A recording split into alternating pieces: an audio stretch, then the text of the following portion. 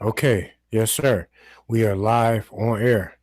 Peace and Black African power to all my people that may be watching this or may get the chance to watch this.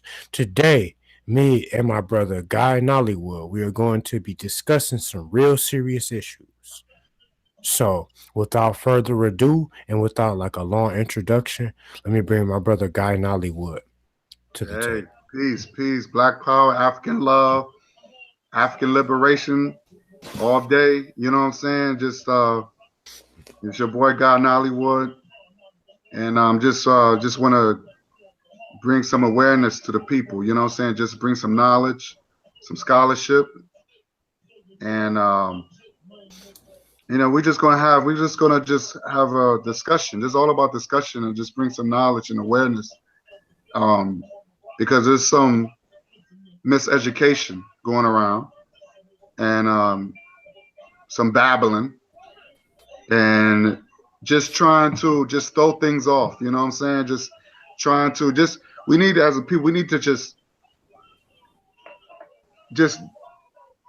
realize that if we're gonna be unified, we need to stick to something and move on. I don't like to dwell on slavery and then we find out we're indigenous people and all this other stuff.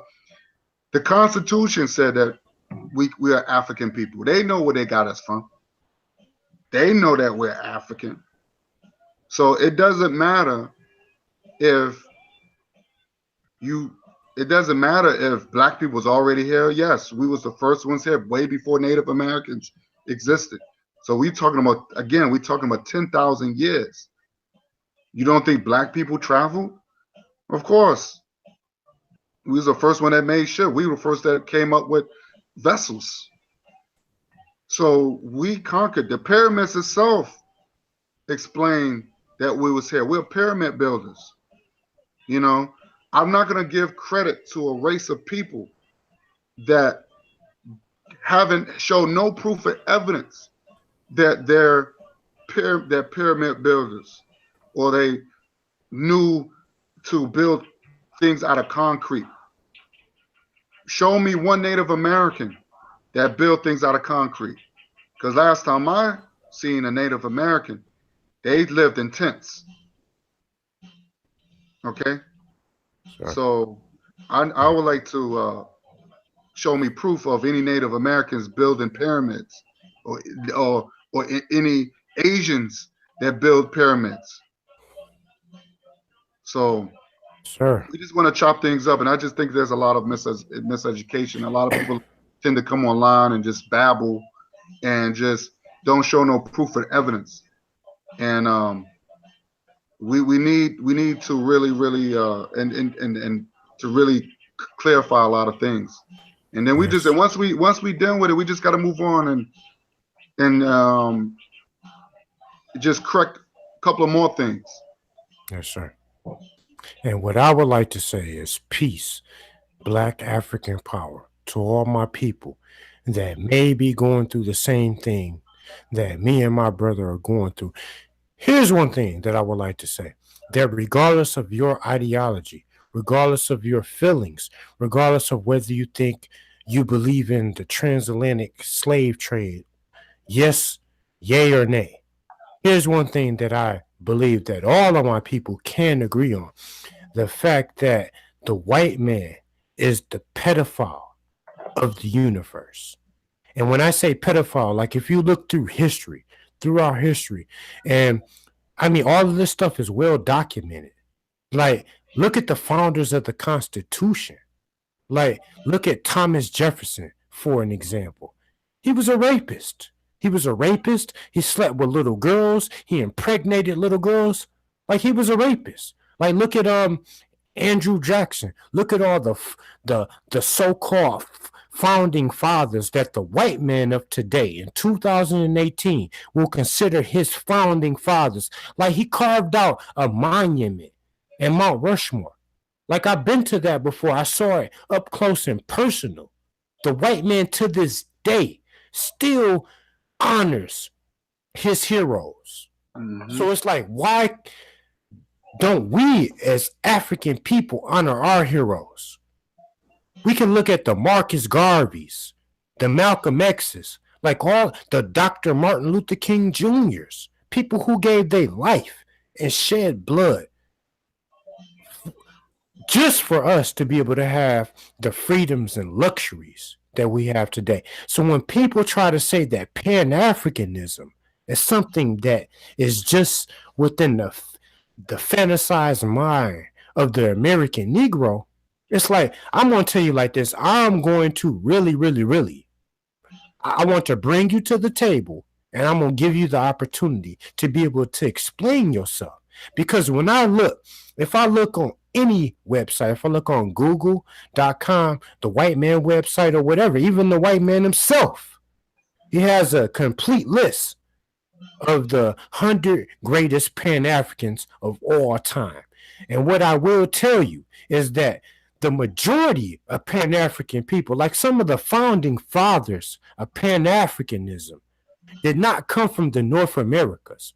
If you look at our great brother, our master teacher, Marcus Messiah Garvey, he was not from the North Americas. This brother was a Jamaican brother. But one thing that he did, he held close to the ideology of Pan Africanism.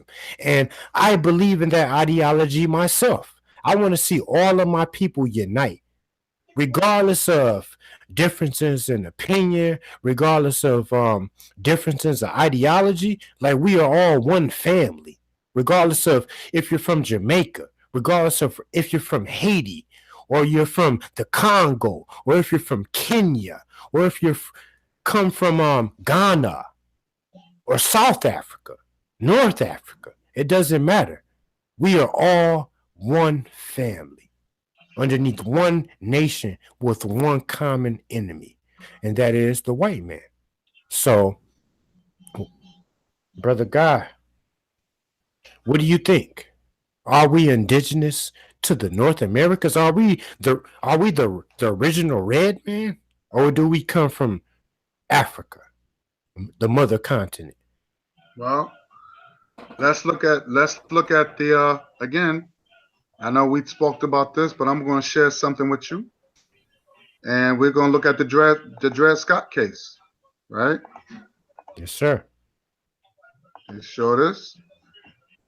Now we can look at what it says here, the Constitution. Yes, sir. Okay, give me 1 second. Okay, boom, right here. I'll highlight it for you. Yes, sir. Yeah, that's attempted to. Okay, right there. All right, and it says it held that a Negro whose ancestors were imported. What does imported means? Right. Yes, So we gotta know what imported means. That means it was coming. That means we come from somewhere. And until the U.S., so that means we was brought over here, okay, and sold as slaves. I don't see anywhere that they said we was already over here. This is according to the Constitution. yes, Rather, sir. enslaved or free could not be an American citizen. So how can we could be Americans when they say we wasn't an American citizen? Yes, sir. Okay, and we're talking about 1857. This is according to the Dred Scott versus Sanford.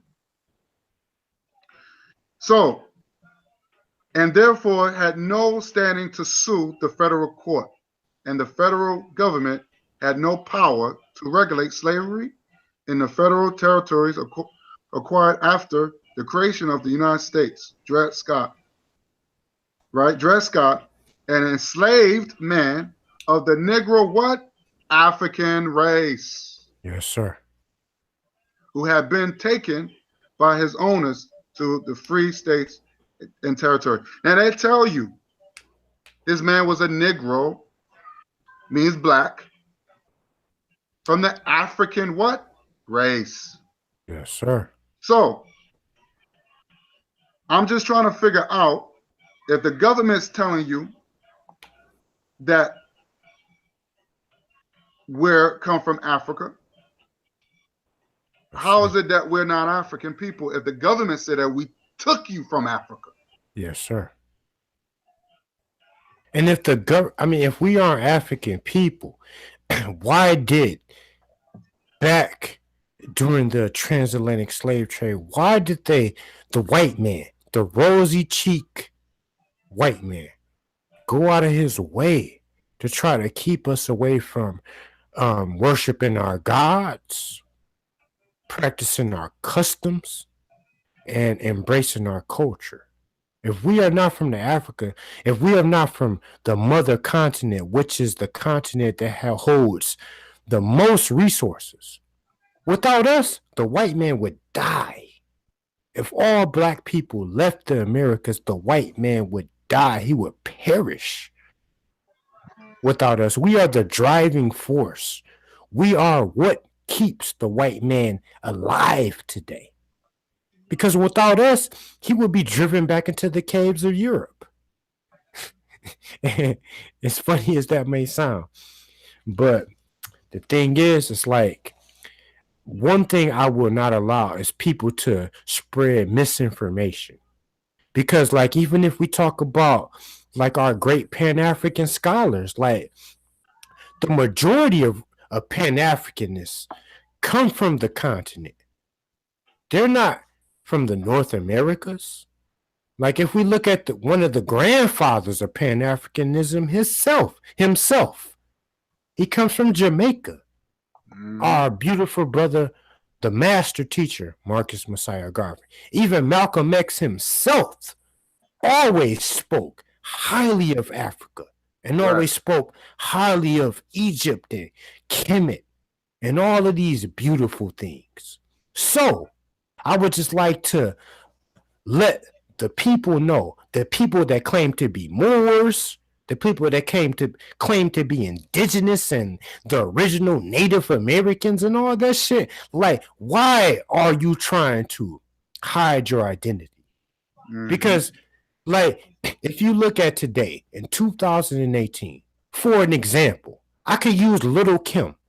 Look at how she bleached her skin. She put in blue contacts. She got a nose job and all of this plastic surgery to make herself look like a white woman. Right. We hate ourselves. Today, like all of these, why don't we just come together as a people?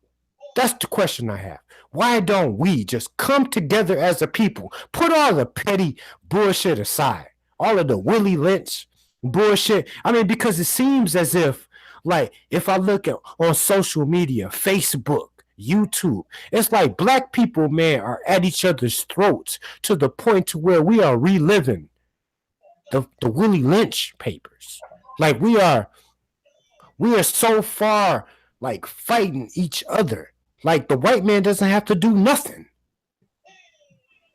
Because like the Willie Lynch paper said, that his system, the system that Willie Lynch set up, man, it would remain a perpetual system to where black people will fight, kill each other, hurt each other, argue with each other. Like the white man doesn't have to do nothing today. That's why he just sits back and just laughs at us. But brother Guy, go ahead. I'm on this phone, texting a couple of my good brothers and sisters and stuff like that. You know, trying to get people to, you know, join in on the discussion and, you know, possibly, you know, to at least be able to get this word out here for our people. So, you know, they could see a different side of the story. So why don't you go ahead and break it down? Well, Marcus Garvey said one thing he said a couple of things. He's always mentioned about Africa. He said our success and educationally, industrially, and politically is based upon the protection of the nation founded by ourselves. And the nation can be nowhere else but in Africa. Africa for the Africans at home and abroad. So he always embraced it, Africa. But he also said one thing.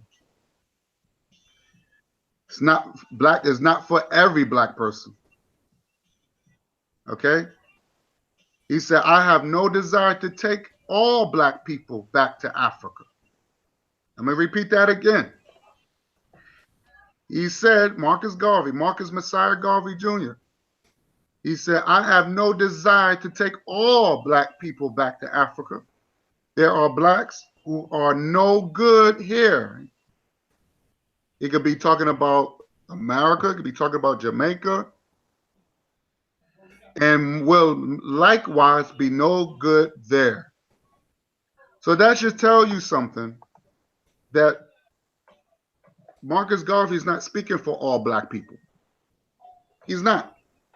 Because you got some black people, just like black people that we know, Craig, that don't consider themselves African. They don't consider themselves African. Nope. So they want to be called what the white man called them, which is Americans.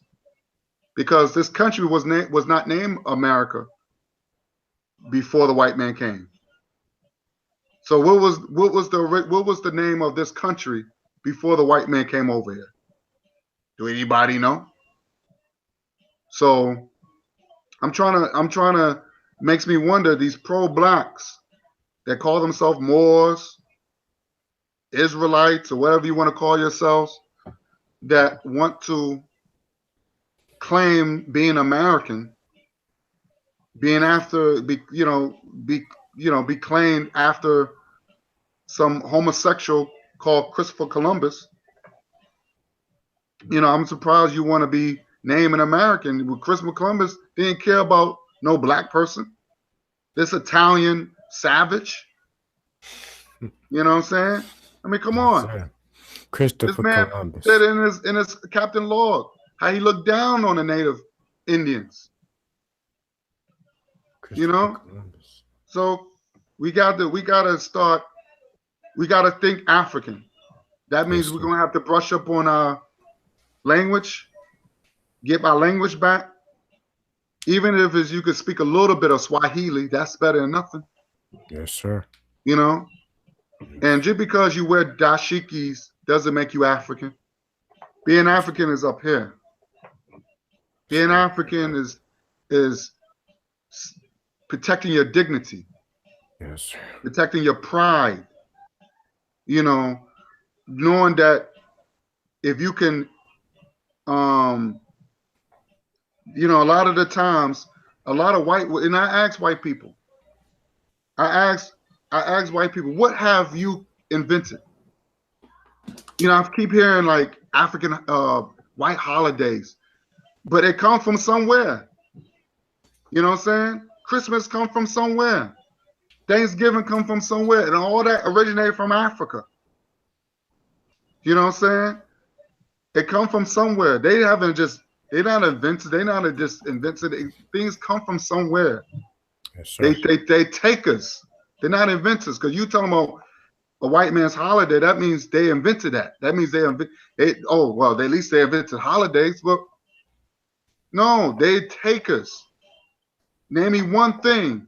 Because I have proven that Thanksgiving, African people doing ancient Kemet, they call it harvest. They call it a harvest festival. Yes, sir.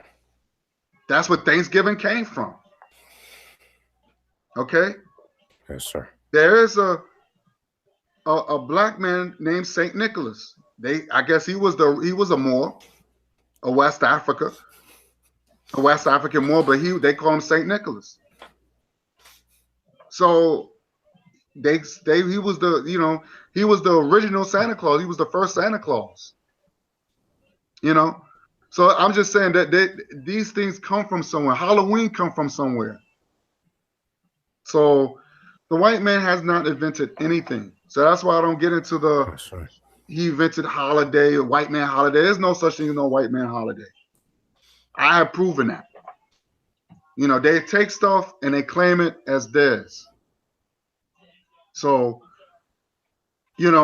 again, as long as we know that that we are the original people, and we was the first ones here and all over the world. We was the first Asians. We was Yes, the sir. first Europeans. Yes, sir. But over time, we we uh we lost our pigmentation. Over time, we had lost um certain things Yes, because the sir. lack of melanin. Yes, If sir. once we don't have that melanin, we're gonna turn into savages. We're gonna do things that's not African. Yes, sir. The European have involved, and they became the African man turned into the Neanderthal. Yes, sir. You know, where he couldn't survive under the sun. He had to go into the cave because over time the offspring become lighter and lighter because after a while it's science. Yes, sir. When you don't have the sun, the sun drive us. That's what keep us going. Yes, sir. That's what give us energy. Yes, sir. But without that, we can have a lack of vitamin D. So we become depressed. We do things we don't know why we do. That's why if you notice the things that we eat, you know, why you think black people we do things and it's unnatural. Look at the thing we eat a lot of fried chicken. Look at Rick Ross now. Rick Ross is in the hospital right now, surviving. Yes, sir. You know, because a lot of things we're doing is unnatural. Obesity. African people was never obese. We were the most healthiest race of people. We were so healthy. They said Yeah. we were so healthy. Watermelon was good. Now all of a sudden we can't eat watermelon no more because oh my God, that's niggerish. Watermelon kept us. Watermelon saved our lives. Now we don't afraid to eat watermelon. I don't give a fuck. Give me a watermelon anytime. Now I'm gonna be honest with you. I'm not a watermelon eater because I don't. I'm not a fan of it. But I will eat some watermelon. Yes, sir. Yes, sir. So to me, that's not stereotypical. They try to make. There's a picture that's out that Black Panther had a big watermelon. Yes, sir. I think he was supposed to be praying or something. So I don't know who did this photo. I'm not going to even share that because it's stupid. I'm not going to even share that. But probably some white dude decided to try to again detour us from watching the movie. So he'll have us look like he had this watermelon. So what if he eating a watermelon? So what? So what? It's healthy. It's one of the most healthiest fruits on the face of the earth. Yes, sir. So I'm not going to care about that. That makes you look stupid. It makes it's there's certain things we gotta. Why don't we take that and make it positive? Why we have to take the most lowest things like we call the N word and make the N word positive? How can we just take the watermelon and make it positive? Yes, sir. It's a It's healthy healthy. fruit. It's a healthy It makes fruit. us live longer. Guess what? If you read about the watermelon, guess what it does? It helps us lower high blood pressure and cholesterol. Yes. Yes, sir. Yeah. Exactly. So read up read about the health benefits what watermelon to do before you're like, oh, I don't want. The white man said you make fun about the watermelon and I don't want to look like a slave. It's just stupid. Yes, indeed. So we have to. Why we don't? We just let's take that and make it positive instead of taking all the negative and try to make it positive like the N word. I don't want to be. I'm not an N word. Yes, sir. So, but now we made that popular. But you can't say the word guinea. Mm-hmm. You can't say the word spick. You can't. How come we can't make that shit cool? And Mexicans don't embrace it. They don't embrace it because that's why. Because you know why? Because they respect that. You cannot you are not going to call them out their name Not gonna call and them make no it cool and try Mexican to or black man. capitalize. No, sir. No, sir. Because They that's have what I'm saying. respect. Exactly. They respect it so that because their dignity would not allow it. No, sir. No, sir. And I just want to basically touch upon what you said a little bit earlier about that faggot pedophile Christopher Columbus. Now, to be honest, before anybody speaks out, this whole country was established upon pedophilia. Like if you look at Thomas Jefferson, like he was a pedophile. The founding fathers of this constitution were pedophiles, but white people today, they uphold these people as their heroes. Why can't we uphold our people as heroes? And it's like all of these Negroes or Negropeans, whatever you want to call them, they want to sit up and talking about, oh, we aren't African. We aren't African people. Oh, Pan-Africanism comes from the North American Negro. But if you look online, if you look anywhere, like there were Pan-African people who come strictly from the continent. They come strictly from the continent. You know, they were good people. They did things for their people of their country. And they tried to bring their people out of poverty. Like, brother, do you still have that list so we could go through some of some of our great warriors? Let You me know, pull it for up. I some want of to add on. I want to say before I pull it up, I want to add yes, on sir. Yes, sir. is that we have heroes, like you said. Why is it when white people or Europeans, when they want to be liberated, they are be called patriots? Yes, sir. They be called patriots, Yes, sir.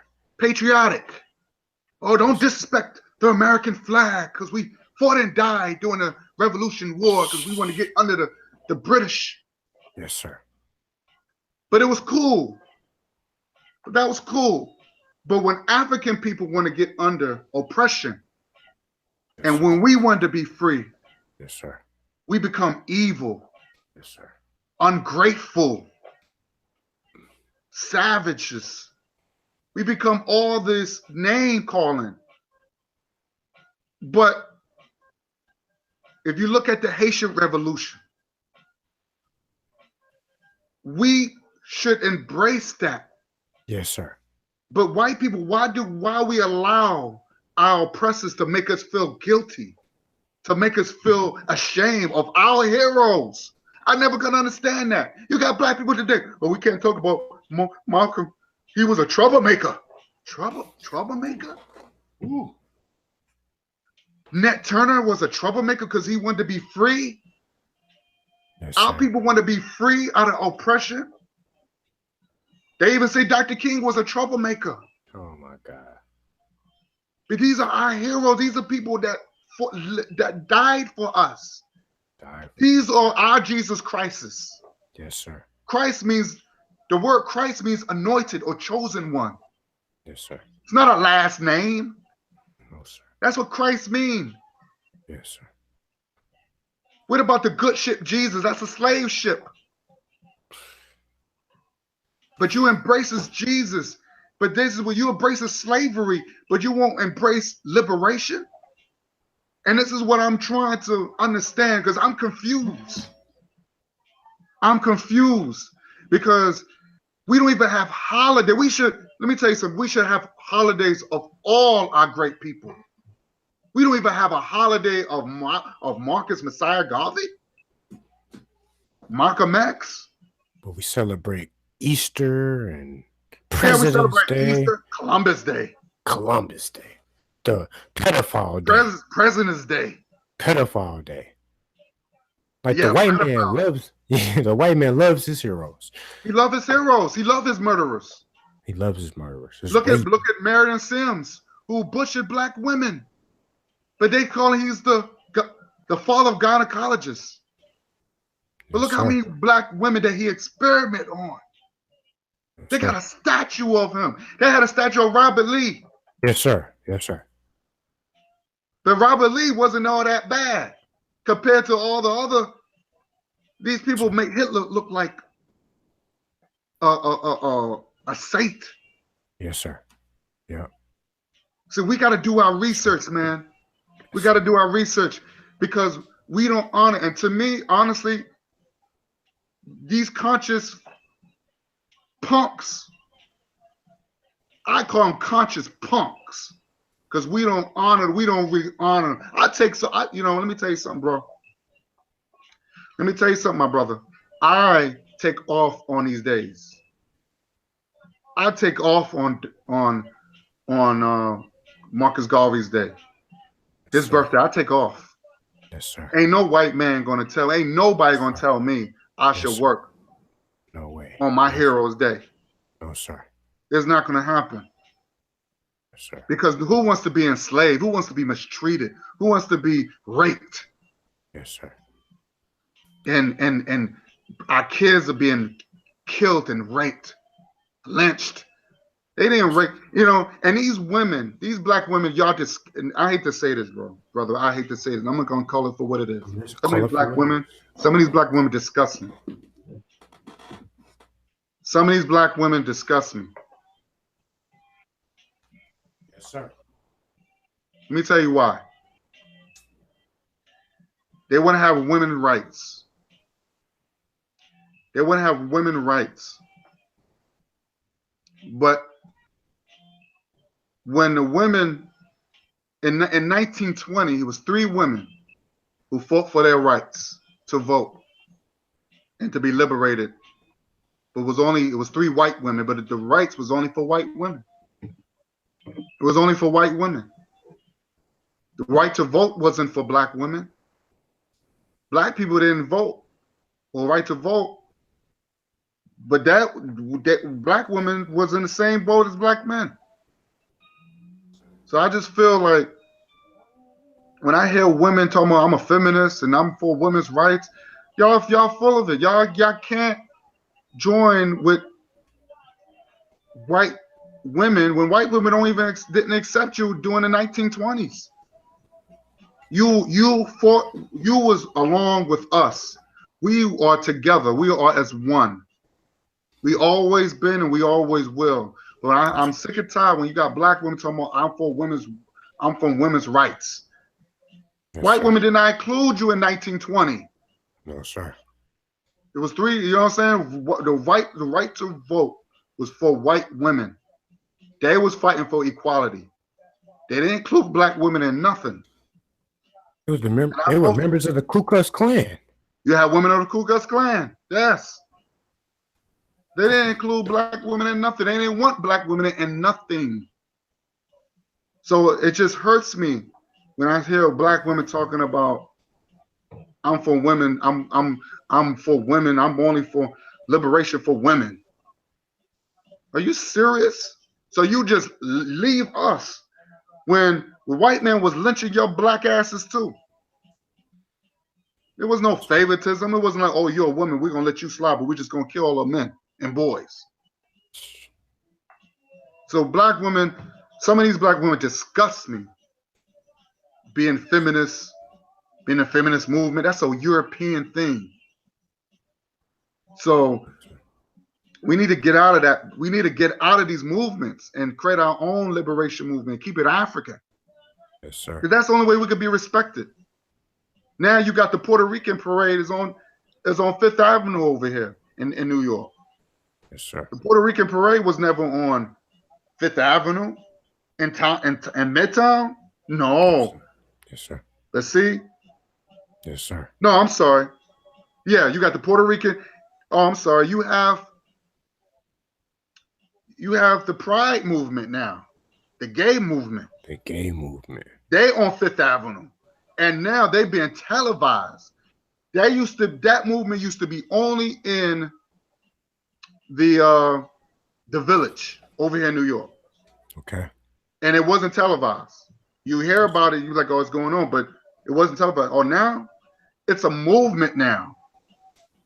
It's a movement. And they going hard with it. They on Fifth Avenue and they are really, but where's our movement? Why our movement is not being televised? Something's wrong because you know why we too fucking divided. Yes, sir. The LGBT, they included all that shit. Now they got pedophilia and joining that.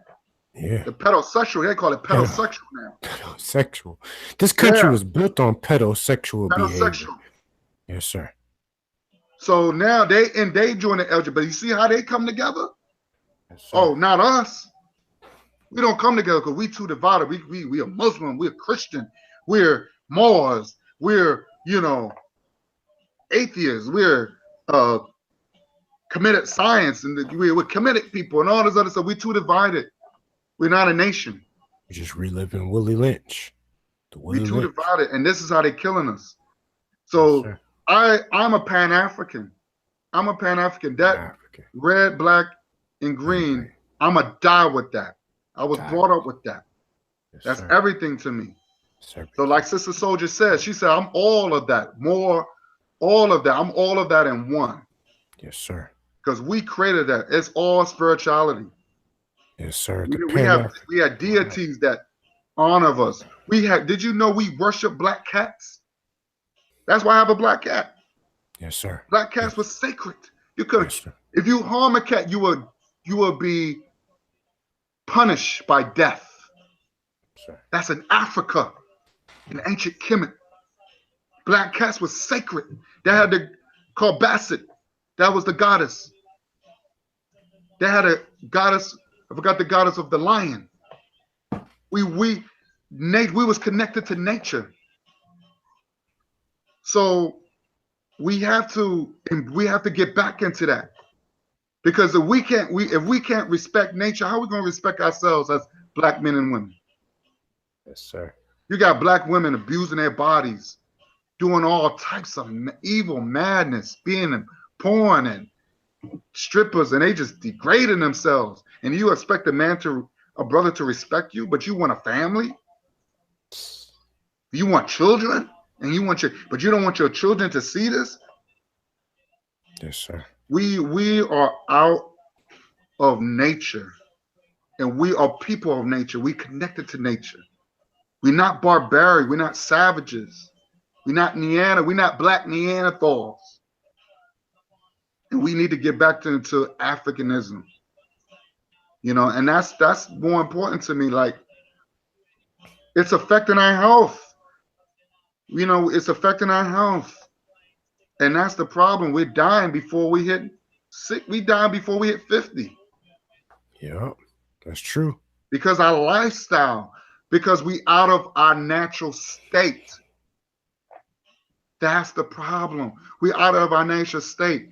We in the streets too long, we age. I see people my age look like they damn 60. Because our lifestyle is disgusting. Yep. So we need to really, really get into that our healthy state. And we got to learn from each other, man. We only have each other. So I try, because like I said, positive information is the most. It's like eating. It's like vegetation to me. Yes, sir.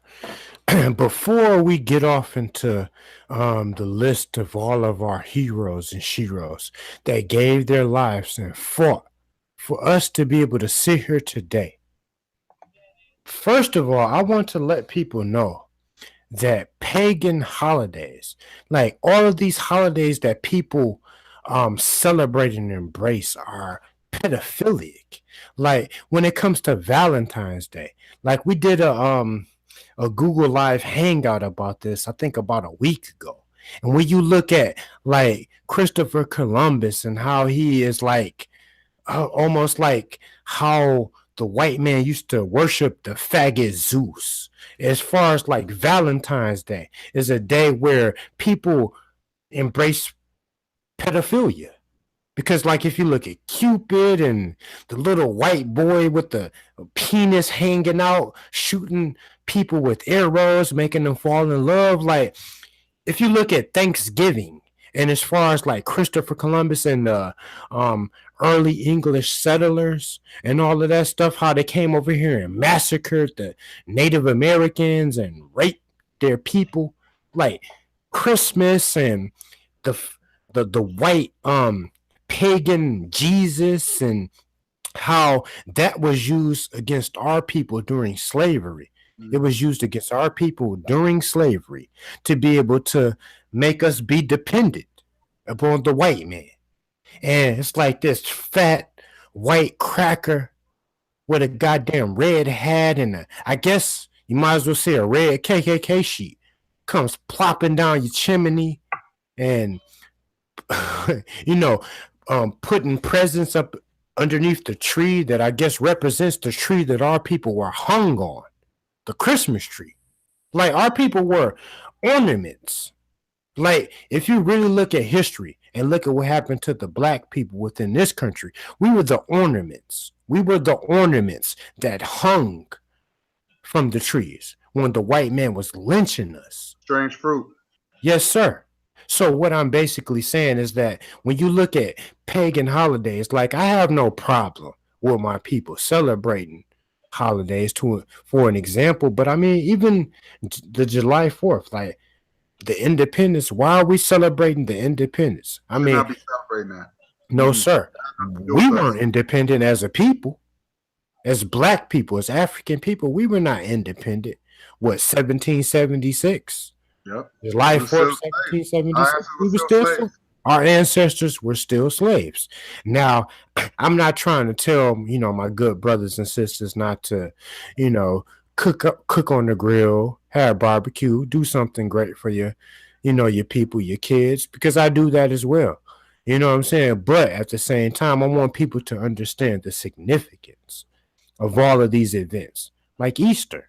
Like, I mean, we believe in a bunch of fairy tales, like Easter, the goddamn Easter bunny. Like, like, what the fuck? I mean, President's Day, for an example. Like, I love to see my people get off of work early and, have the day off of President's Day. But like for the most part, all of the presidents, like the pre-colonial, I mean, well, the presidents, the first 20 presidents, most of them were pedophiles. Most of them were pedophiles. They Slave raped, owners. yeah, slave owners, murderers, Mm-hmm. like George Washington. George Washington, for an example. I mean, shit, this cracker had like, you know, I mean, he had Almost a lost thousand all. slaves. You almost had Yeah, 1,000 slaves. yeah, almost yes, 1,000 slaves. I mean, he lost all of his teeth, and he basically plucked his slaves' teeth and Mm-hmm. planted them into his dentures. Mm-hmm. So I just want my people, like, even if you go out to Mount Rushmore out in, the northern western region, like, I've been to Mount Rushmore before. Like, not a lot of people can say that, but I mean, it's pedophile. Like, this whole country is built upon pedophilic behavior. So it's like before people try to judge, because I mean, just what people were trying to do with my brother Africa Mambata. Like, because there was a story going out about Africa Bambaataa, like supposedly he was molesting little boys and sleeping with underage kids and all that shit. But at the same time, like what I was saying, and I would tell this to anybody, bring forth the proof. Because it seems like we as African people, we are so quick to judge and condemn people. Because like I could show you brothers like a massive video collection of African people being accused of witchcraft, being burned in the brushes and bushes in Kenya. So it's like we as a people are so quick to judge and convict others. But it's like I've always been the type of person that believed in giving people a fair trial. If Africa Bambaataa is guilty, then yes, there needs to be some type of retribution brought to that brother. But at the same time, I just believe in giving people a fair trial. I'm not going to be so quick to condemn people based off of hearsay. Mm-hmm. Like if anybody wants to bring something against African Bambaataa or whoever you want to claim has done something, within the African community, to our people, then bring forth the evidence. Like I'm not going to be so quick to just believe hearsay. I need to see solid, concrete proof before I can convict anybody, because like that's how the white man does. That's how the cracker does. The cracker at least gives his people, a fair hearing in court by a jury of his peers. Mm-hmm. But it's like we as African people, we so quick to just convict our brothers and sisters without even due process. That's true. Yes, sir. So I would really like to go into, some of our heroes and sheroes and let like the screenshot if you could bring it up, and All right. it would really be beautiful, man, just to pay homage to people who laid the foundation. These are people, what you see on the screen, these are people who laid the foundation. These are real Pan-African people. Mm-hmm. And not all of them come from the North Americas. Yeah, that's true. Yes, sir. These are people right here that you are seeing on the screen today that laid the foundation for the fact of me and you to be able to live as comfortable as we live. Because, like, that's what I always call people comfortable Negroes. Like, people are Mm-hmm. sitting up here, like, smoking on their blunts, drinking on their liquor, riding in their fancy cars, but they Mm-hmm. but they refuse to pay homage to the people who laid the foundation down. That's why Right. it's like Black History Month. Man, I see a lot of coonery going on Right. within Black History Month. But it's like Mm-hmm. without these people that my brother is showing, like you wouldn't even have the luxury to even be able to be on Facebook or YouTube. None of that. Like George Washington Carver, like Mm-hmm. this was a brilliant man Mm-hmm. that was brought up in a time to where these comfortable ass Negroes of today, they don't know nothing about the struggles that this man went through. Like our brother Martin Luther King Jr., regardless of what you want to say about him, Mm-hmm. Ida B. Wells. But to get back to Martin Luther King Jr., regardless of what you want to say about him, man, this man gave his life. Damn, sure did. He gave his life, man. He was killed at the hands of a cracker, shot in the head. And let By me let the me and by let me the add no dirty, the low down dirty white man. But go let me ahead, brother. let me add on something what you said. Remember, he's a Baptist. Now the funny thing about it that you got these black people who supposed to be Christians, they can never do what this man did. Yes, sir. He did exactly what Jesus did. Everybody always talking about Jesus, Jesus, Jesus, but they can never put their life on the line like this man did. Yes, They say sir. he was a Baptist minister Yes, and an sir. activist. Wasn't Jesus an activist according to the Bible?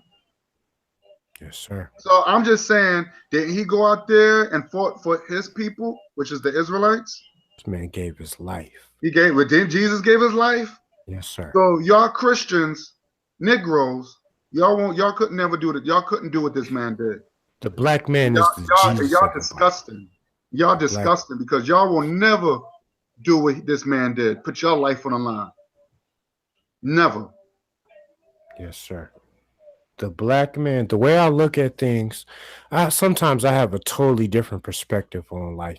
The black man is to me, when you look at the story of Jesus and the crucifixion, the black man is the Jesus of the world. And Is the that white exactly man is the Roman, the right? faggot Greco-Roman that crucified Jesus. So I Exactly. mean, even Frederick Douglass, man, like what I was telling you on the phone earlier, brother, I judge a man by his works, and what he Mm-hmm. has done for our people. Right. Like, Look even at like I this was, guy. He's an Holly, emperor of Ethiopia. yes, sir, Haile Selassie, yes, Mm-hmm. sir, the Emperor of Ethiopia. Like, he was one of the driving factors or one of the gods when it came to Rastafarianism. He Right. was one of the guys that like people really, really, really looked up to. And I don't know if you ever heard of a brother named Leonard P. Howell. Yes. Yes, sir. He was one of because like Rastafarianism, man, like of these days or whatever, they allow like all of these dreadheads, whites, and stuff like that within the movement, and a lot of them get into the movement just to smoke marijuana, Right. just to be able to speak the speech and talk the slang and all of that, but they don't give a fuck when it comes to the struggles Right. of black, African, and Jamaican and Haitian people. Mm-hmm. Like the way I look at, like I say, I judge a man based off of his works. So therefore, with that being said, it's the fact that A lot of these people were imposters. They're imposters. They come into the movement just to use the movement as a footstool to Mm-hmm. be able to have some type of monetary gain. And Mm-hmm. it's like me personally, brother, I've never ever benefited $1 off of the movement and struggle of black people. Mm-hmm. Like I understand, like, all my brothers and stuff, man, they got families to feed. Cool. I support my black people. And I will Mm-hmm. continue to support them. Right. But at the same time, like we gotta draw a line and say, like, where's the progress? Where's the progress? Like, what are we gonna do? Like, the movement is not about like having the most expensive Cadillac or Mercedes Benz and wearing gator boots and you know what I'm saying, all of that type of Yeah, shit. Like, because what are you then doing for your people? right. Because I didn't mean to cut you off, but it's just like they're no different than these church pimps. Don't they do the same thing? Don't they collect money? Yes, They sir. say a little preacher. They say a little preach. They preach their little gospel, whatever. Collect all this money, but the money's not going back to the people. Yes, No sir. businesses, nothing. It just go right into the pastors or the ministers' pocket, deacons' pockets. It's the same thing. Yes, sir. I call them conscious pimps. You Yes, know, sir. and Conscious and and pimps. we they, these. So we can't throw stones if we doing the same thing. You know what I mean? I don't like this hypocrisy because you hear people like Sarnetta. He'd be the first one to be like, "Oh well, don't we got to feed out? We got to feed families. That's fine, but have a fund where that you can own a business. You know, It's to me selling your stuff in the streets is too 90s. Yes, sir. You should have enough money where you could say, you know what, I want to set up shop in this building. Yes, sir. Who sells in the street? That's early 90s stuff. Yes, sir. I mean, put your money together. You mean to tell me you can't hook up with Brother Polite and say, don't Brother Polite got money? As many I see him with his fly cars and all this other stuff. You mean to tell me you can't say, hey, brother, let's put our money together. Let's Yes, get this, sir. let's get this business started. I don't, it does whatever. I don't care if it's a grocery store Yes, sir. where you can hire black people, hire people. Yes, I sir. mean, people walking around with money Yes, and, sir. oh, I got Yes, mine, sir. you got yours. And Yes, I see sir. a lot of conscious selfishness. Yes, sir. I'm gonna be honest, I don't have it like that. Nope. I don't have it like that. But if I see my brother got a nice car and he in Beverly Hills, you got money because it's more than just having a little bookstore, but create other businesses. Create a business like a Target or where you could where like things that we don't have to rely on medication. Yes, sir. You know what I mean? Yes. And these are conscious brothers that got wonderful ideas, Mm-hmm. but apply it. Don't just take our money. I go to these lectures, I throw down $30 to see people lecture. That money got to go towards somewhere. The portion, okay, take one portion goes to the building, but they getting that money too. The money got to circulate, and it's not circulating. Mm-hmm. And I have a problem with that, you know. And Yes, sir. I'm sick and tired. We always talking about, oh, look at the Jews, white Jews, they do this and blah blah blah. Okay, but look at Chinatown. The money's circulating. Yes, sir. We're not circulating that fucking dollar, but we so busy pointing and worrying about someone else's instead of let's do our thing Yes, and sir. let's circulate. But it's all about I got mine, you got to get yours. But I'm going to continue preaching so you can keep giving me those dollars so I can feed my family. Yes, sir. So Past the we porch. got to stop that shit. Stop claiming something. Stop being conscious pimps and being conscious liberators. We got to start Yes, being sir. conscious liberators. Yeah. And liberators just not talk, just Yeah. not sitting here talking. We got to start putting our things into action. Yes, sir. So Yeah. I'm believe that's what the means faith comes in. Sir. Remember that? Remember we talked about this. Remember the 7 principles? Yeah. What's the last principle? Imani? Okay. Yeah. Imani is this. It means faith. Yeah. How come we don't practice that? How come we don't put that faith into action? Yes, sir. Remember, without action, without faith, with action is death. Yes, sir. So we're looking at. We have all this information, but we so busy trying to take information and just we keep going over the same thing, going over the same thing. First we agree on it, then we have to take it back and redefine it. And I don't like that. We can look at other races of people, they take it and we'll go and they say Christopher Columbus discovered America. That's what they're gonna go by. Yeah. Oh, not us. We don't stick to one thing. We just keep redefine history. Sir. And we get our kids confused. Our children, our babies. Sir. We Well, need to stop that. We need to stop it. And we really, it's a lot of too many conscious pimps out there. Too many. I would really like to pose this question to you. I'm hearing the echo. I'm hearing some type of echo. On my side, Yeah, it's coming through my headphones right now. Okay, we're good. Okay, I would really like to pose this question to you. And this was the general topic of this discussion. Like, are we indigenous to the North Americas or are we the descendants of African people? I have a couple people tuning in right now because I've been putting this message out there. I had something else I originally was about to speak on, but at this point in time, I want to figure out. I just want to ask this question: are we indigenous? Like, I want to hear your opinion.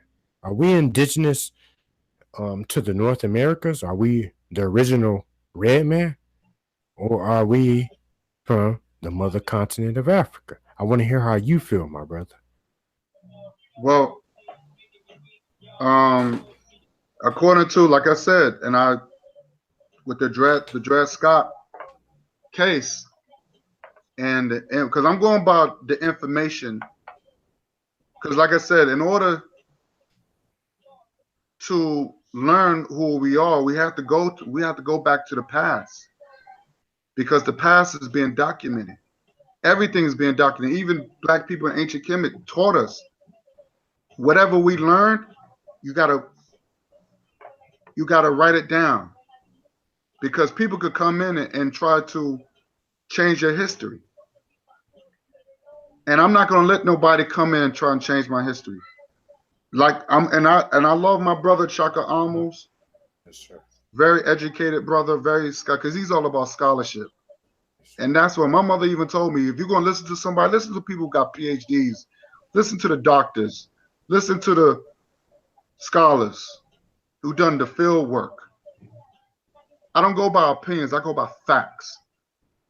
Were we the first ones in America? Yes. Or we originated from here? No. We originated from Africa. So we have to understand that.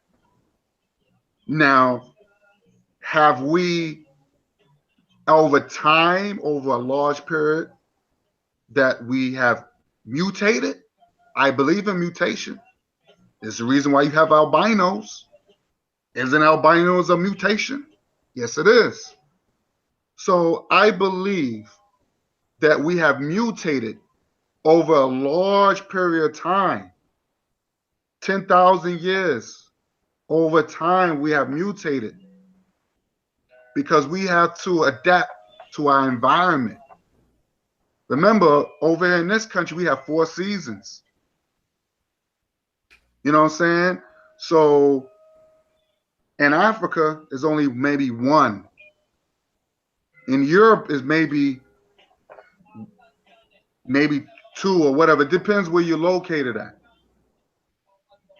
So we have to. Our body needs to adapt to. Our offsprings have to adapt to the environment. So yes, we came here. We was the first ones here in this country. Before it was way before it was called America by Christopher Columbus. So the whole world was Africa. So but we're not originated from this. We're not originated from this land. We come from Africa. We come from Africa. So no, I don't think we are indigenous.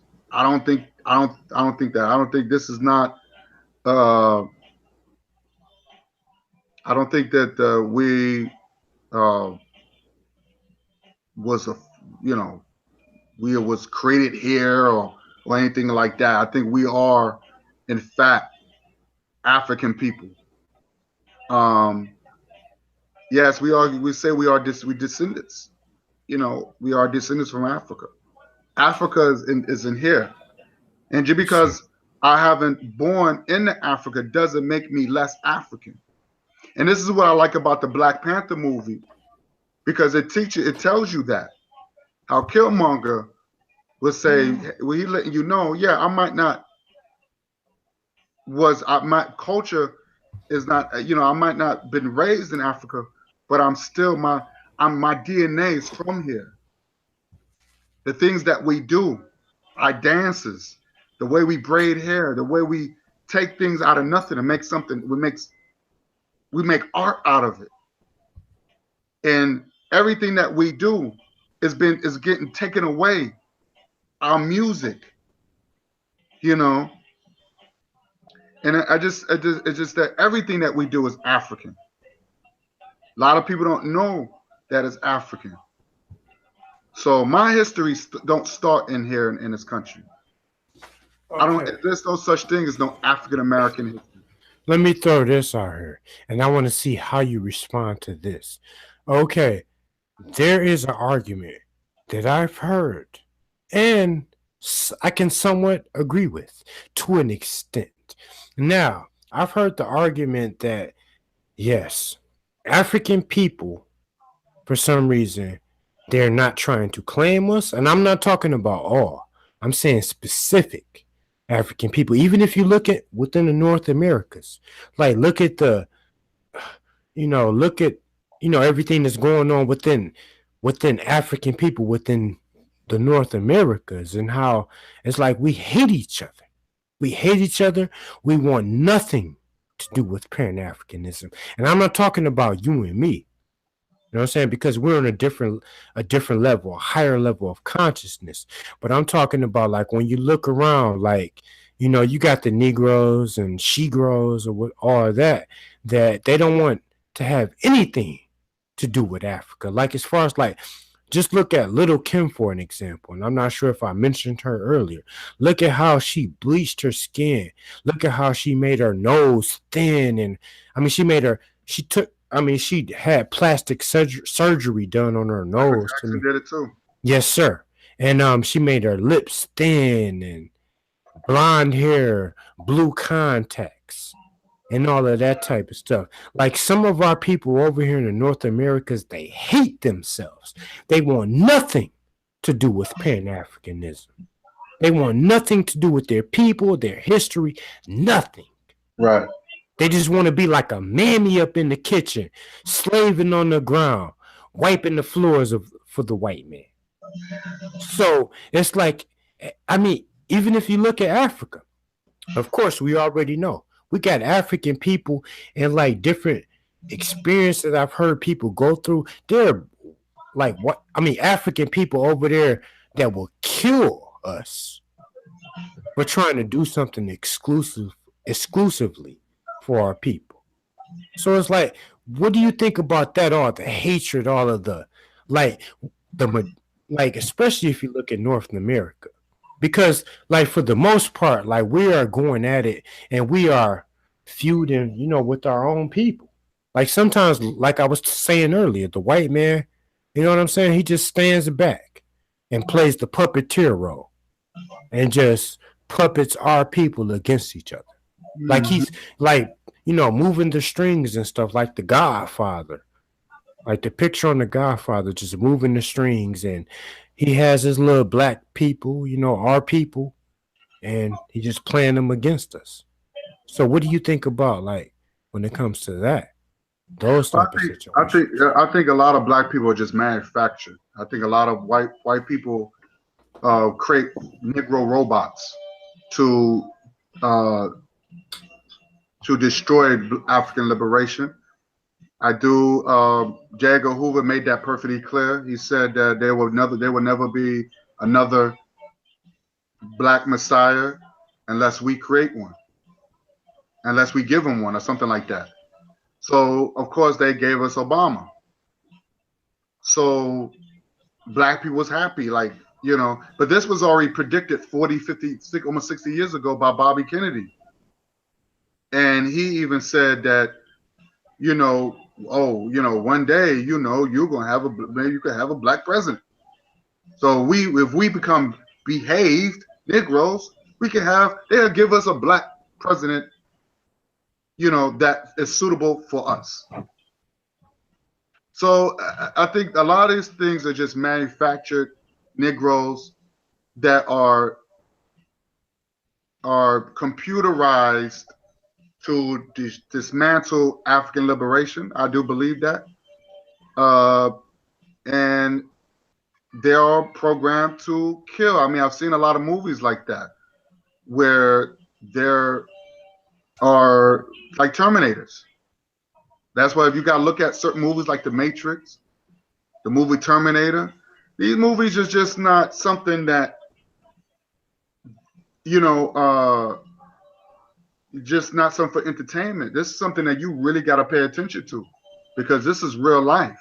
This is something that you can't, these people are programmed to stop you. So yeah, there's a lot of self hate. Some of them, some of them some of them did do it out of fear. Some of them do it because of ignorance, and some of them just doing it uh, because they've been told to do it.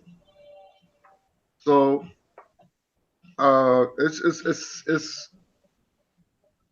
it's scary. I think it's a scary situation because we don't really know who to trust almost, you know. So I just feel like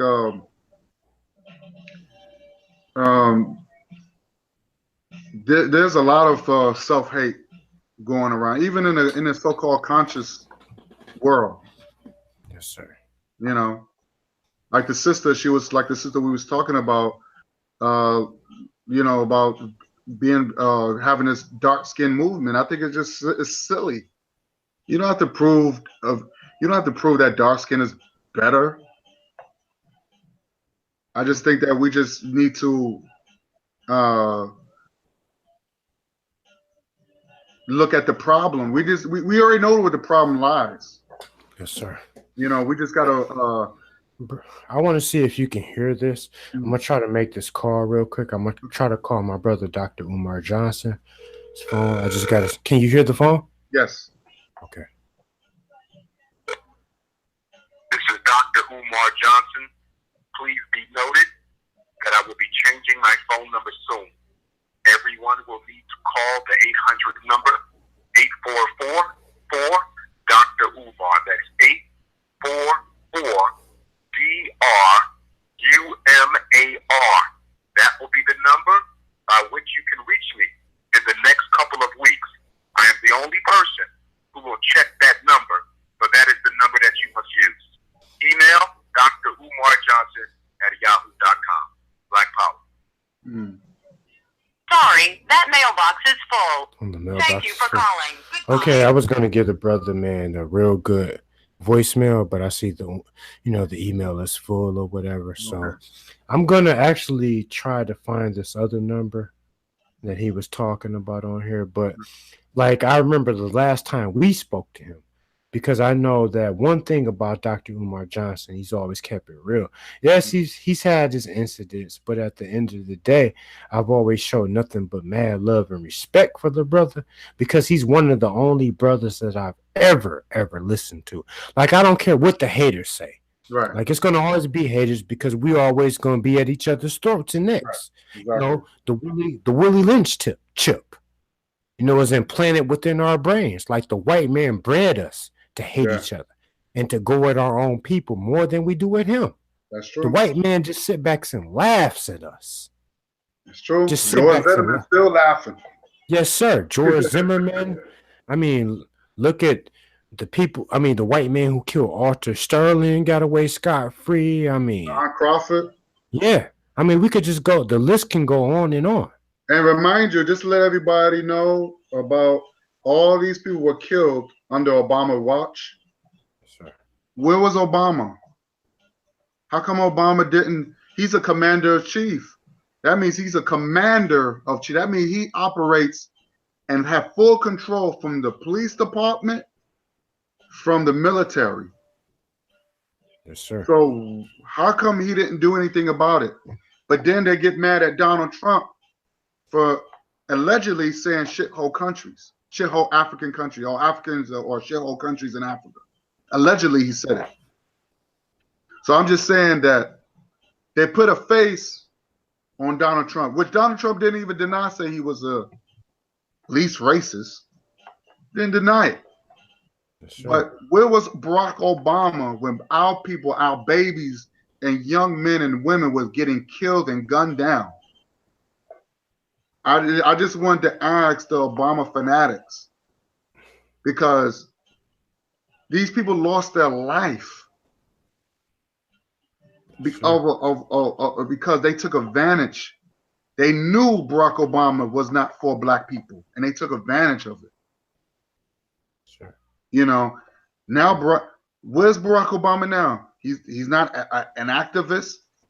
He left office. He don't want to be. He got what he wanted, and he's chilling.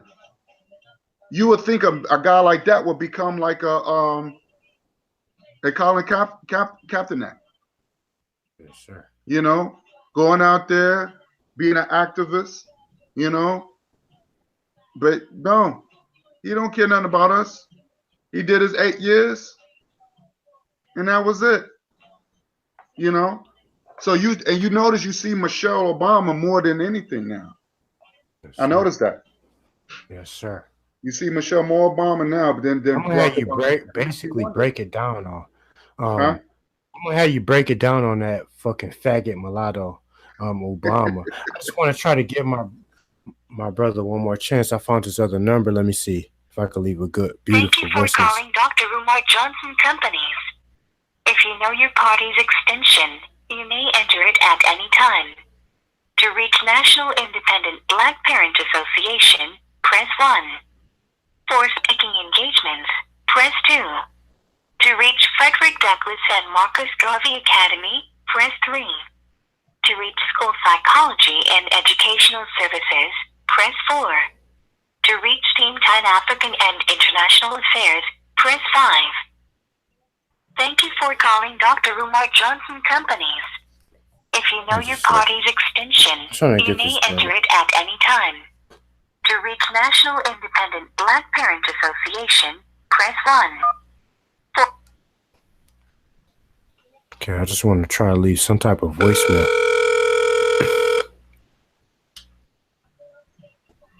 I'm ready, man. The time is now.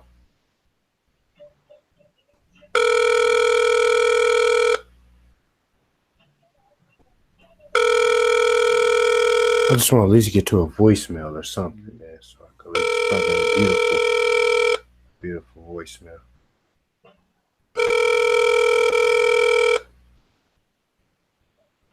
National Independent Black Parent Association is not available at the moment.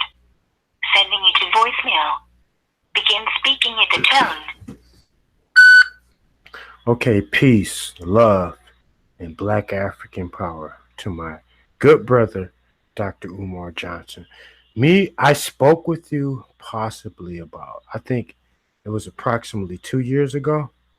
And, I just would really, really, really appreciate if you could give this number a call back because I want to build with you. And not only that, it's just the fact that I really respect you. I really respect like the things that you've been saying, the words that you've been putting out, to the public. Like, and it's one thing that I really respected about you. Like, you've always, kept it real. Like, you've always kept it real. You never compromised your teaching or ideology for no one. So, if you could give me a call back, I really would appreciate it. This message is for Dr. Umar Abdullah Johnson. Leave your number. Well, they already have my number. The Oh, number okay. will show up. Oh, okay. Press 1 to review. Press 2 to re-record. 3 to append. 4 to cancel. Or the pound key to save your message. You sure they got your number? To send your message with normal delivery, press 1. To send your message with urgent delivery, press 2. To send your message to use 9893332. Well, I don't want to put that on.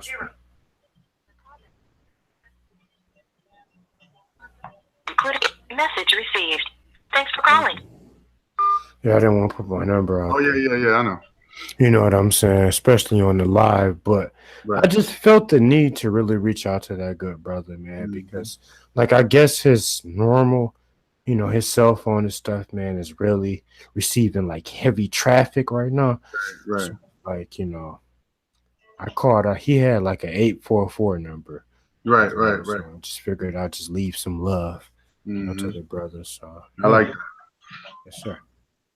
But I'm sorry to cut you off, brother. No, that's all right. Go ahead, man. I know you break it down. Like you really break it down. So. No, I just feel like they do have some puppets, I should say. And like you said, Barack Obama, he was manufactured.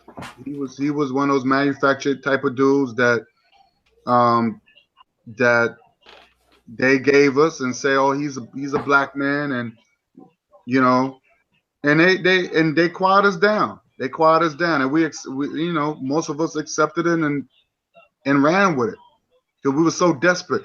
And what I don't like about, and this is the reason why it kills me about black people, is that we get too desperate, and then anything is good for us.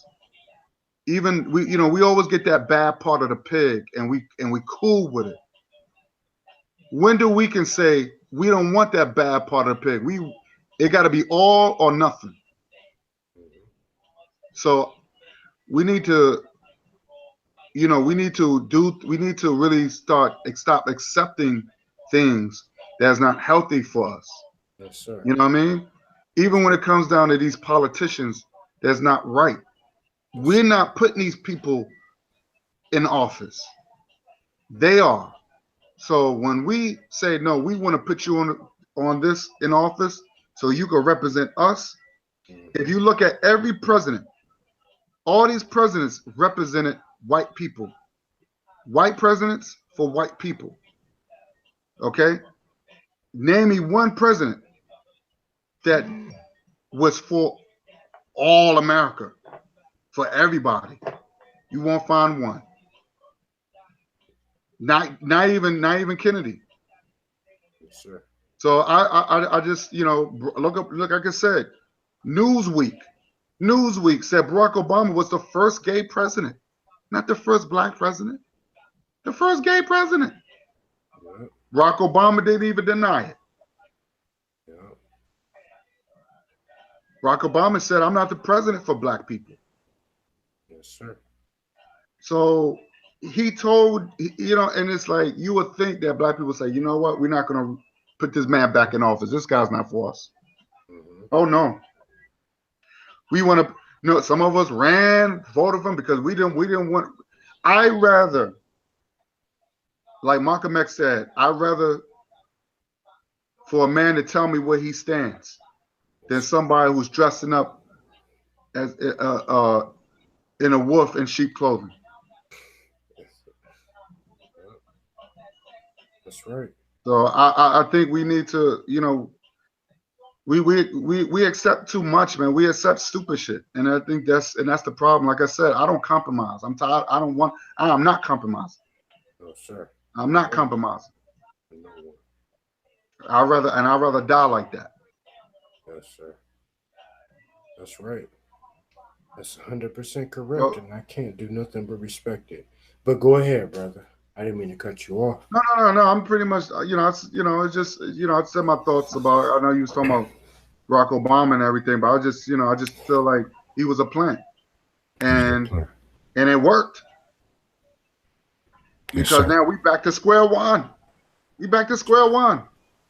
All that marching, all that protesting, and what did we got out of nothing? Nothing. We back to square one. Gay rights, illegal They out of immigrant control. rights, They out of control.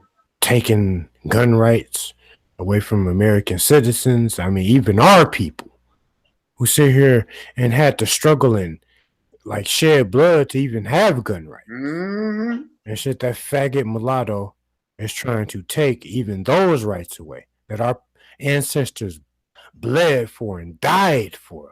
You know? At least Trump is trying to fight that. He's like, yes, no. Sir. Yes, sir. At least he's trying to fight it. Definitely. And it's like, man, black people, for the most part, and I will say this on here, black people, we are so like caught up in the Obama Kool-Aid to the point to where like black people worship Obama.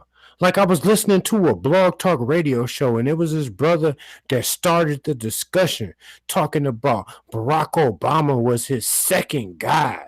Like he basically looked at Barack Obama as Jesus Christ himself.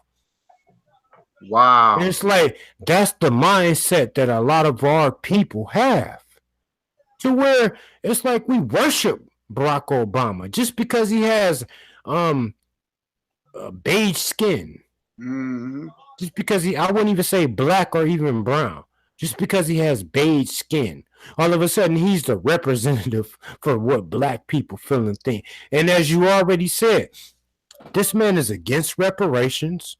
He was against reparations when he was a senator. Yep. He never was for reparations. He comes out the filthy womb of Europe. He was held within a white woman's stomach. He's not a black man.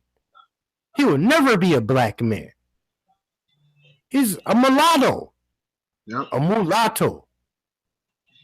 Yep. Like you, to me personally, the way I look at it, and it's no disrespect to any of my, you know what I'm saying, mixed people out here who really, really, really care about their people. But what I will say is this. If you were held within a white woman's womb for 9 months, how the fuck can you consider yourself a black person? It's just not possible. It's not possible. You have to come from out of a black womb. You have to be held within the stomach of a black woman and have a black father to be a black person within my eyes. So I want to add on something because we're not connected to nature. This is where I get upset about because let me ask you a question, brother. Go ahead. Name me an animal that name me an animal that are into species. Name me an animal, name me a bird that says, you know what, I don't want name me any bird that says, you know, I don't want to be with a bird of my same species. I want to be with another bird of a different species. I can't. I mean, we could talk about the liger. Like, but that's mutation. force. No, that's force. Okay. That's not, because tigers and lions do not like each other. Yes, sir. So if you can find me any species that says that's what you call interspecies, I should say. You breaking. So you will never see a hummingbird getting with a vulture. No, sir. No, sir. It's not going to happen. They both birds. Yeah. They're both in the bird family, but they come from two different species. And it's the same thing with the races of people, of our ethnicity, our lifestyles, black people lifestyles. I don't care if you take a black woman from Jamaica and get a black man here in America. Yes, sir. Our culture is too common. Yes, sir. Yeah. Our common is too common because we don't look at it as, oh, she's Jamaican. We looking at, yo, she looked like me. Yes, sir. She looks And like that's what is important. Yes, sir. We don't care. Yeah, we know is that we have different, we come from different backgrounds. Right. But black people, we don't look at it like that. We don't say, oh, right. she's Jamaican. Oh, she's Haitian. So We looking at, yo, she looks like me. She looked like my mother. She looked like, we don't care about all that other stuff. No, sir. Definitely. You know what I'm saying? So it's just like we always look at something like, I want my children I want my children to look like that. So if something is terribly wrong, where you have black people that will mate with somebody that don't represent them, that have not only you talking about a different background, but you talking about a whole different culture, a whole different what anything. Yes, sir. Yeah. So it's I've heard many stories where you have white people, their family is that's not down with interracial relations. They still have this, no, I don't like that. I don't want white people are still getting lynched to this day. But nobody, it's not broadcasted within the news. No, it's not.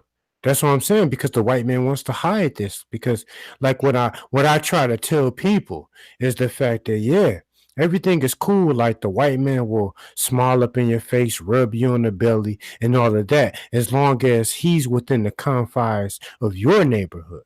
But you go way out there in white people's territory, shit, they will make it known you are not welcome. You are not welcome. I've read news stories of interracial couples and all that type of stuff having the word nigger. Wow. Right on their garage. And I'm talking about, there's modern day lynching still happening. Like after 2014, there's like still black men getting lynched for being with white women. And I just say all of these type of things, man, just to let people, I want people to be aware of the truth. Like, people can live in denial and try to avoid the truth. But here's the thing. So what do you think about these black let me add on something. Hold that thought, Fred. Hold that thought. But I want to add on something what you said. People don't think about the children. Yes, that's true. Lynching still goes on, whether they're being hung or getting shot. But what about the children? What about the children, what they go through? And it's a interracial relation. To me, is more of it's a fake relationship, and it's a selfish relationship. Because now the children grows up and they're either getting confused, they're not accepted between both races. They are being known that they're a mixed breed. And they are in a place where they don't belong nowhere. Even Barack Obama went through that. He didn't have nowhere to, but he was trapped. And they're not going to tell you that he dated a lot of white women. So him getting Michelle was a business thing. He didn't really love her. Yeah, Michelle. Michelle was a business arrangement because she was connected. You know what I'm saying? Actually, she turned him down several times. But he loved white women. He dated a lot of white women. He dated women that looked like his mother. So what I'm saying is that he couldn't fit in anywhere. And he got, white people was dissing him, black people was dissing him. Yes, sir. Yeah. But nobody don't Black people got to understand, why would you put your children in a situation where they won't be accepted, but then you want to say they're black because society would claim they're black? Yes, sir. But I won't consider your children black. Brother, I need to ask you one quick question. Go ahead, Okay. I mean, you know the modern times that we're living in. Like, what do you think? And these are people that I have dealt with on a day-to-day basis. And you know the type of level that me and you are on, the level of consciousness me and you are on. What do you think about, like, my people, my black people that will look at us, will look at you and what you're saying and call you a racist? Okay. First of all, break it down. First of all, we got to understand, what does racist mean? Okay? We got to find out, what does racist mean? What is racism? Racism, anything with a ISM, is a system. Umar Johnson said racism is systematic. It's not about how you feel. It's not about words. It's a system. Anything with an ism is a system. Capitalism, communism, okay? Racism. It's systematic. Racism comes in all types of things. Gentrification is racism. Gentrification, yes, sir. Gentrification is racism. Red line, all that. And the education system is racist. How everything they talk about is European. They don't put African history. Why has everything got to be European history? Mm-hmm. So, you know, racism is systematic. What about the incarceration of our people that's being locked up almost every day over petty crimes? Let me tell you something. You got white people sell drugs out of their house, and you don't see cops busting down their doors, arresting them. Mm-hmm. What do they have to sell drugs for? They got everything. With us, we have to sell drugs because we have a system against us. We can't get a decent job. We can't get, they close down factories. They make it hard for us to even get it, even with the amount of education that we have. Yeah. So what is white people's problem? Why are they so angry when they have everything? And it's still never enough. Even the poor whites have more, they have more than us. The poorest whites. That's why when I see a poor white person on the street and they homeless, I look at them like, yo, why are you on the street? You had a 400 head start. Yes. You have a 400-year head start. Why are you on the streets? I hear you. So I don't understand. Some things, it's just confusing to me. At least we have a reason. At least we were deprived with a lot of stuff, reading, writing, jobs, housing, the GI bills and all the other stuff. We was deprived for a lot of things, and we still catching up. 2018, we still catching up. So racism is not what people think. Has nothing to do with words or hatred. See, we have to understand too, when you hear black people, you hear African people talk the way me and Craig talk, is because it's out of oppression. You think we like to talk about the things that we talk about? No. But it has to be addressed. This had nothing to do with hate. Hitler hated. Hitler was full of hate. Marion Sims was full of hate. George Washington was full of hate. How you gonna compare me to people like George Washington, who owned people, who owned human beings? But no one talks about that. Yeah. The things that need to be addressed, they don't talk about. So I know what racism is.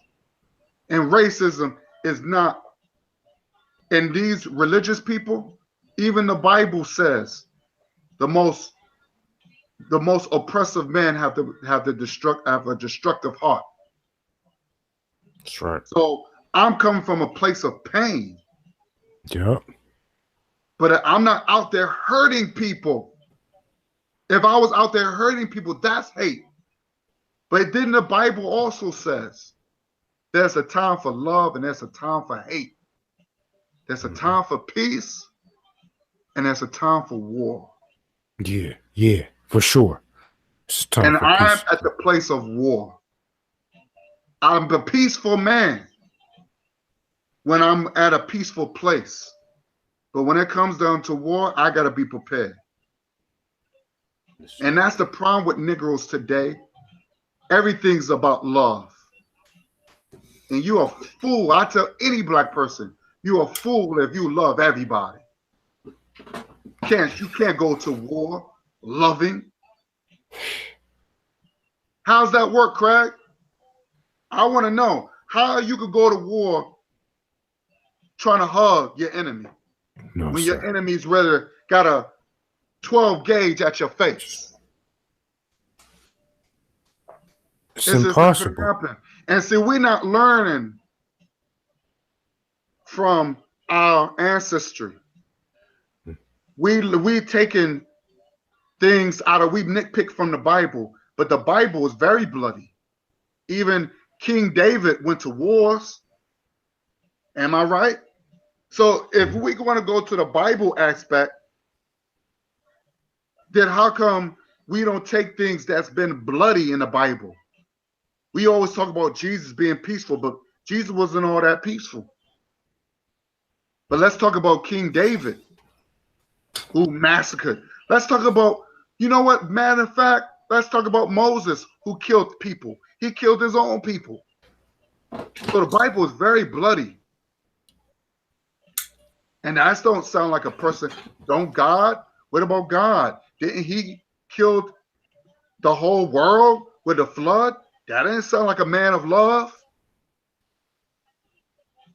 So I'm just talking about my Christians, brothers and sisters out there who want to talk about love, but there's no love when it came down to God destroying the whole earth.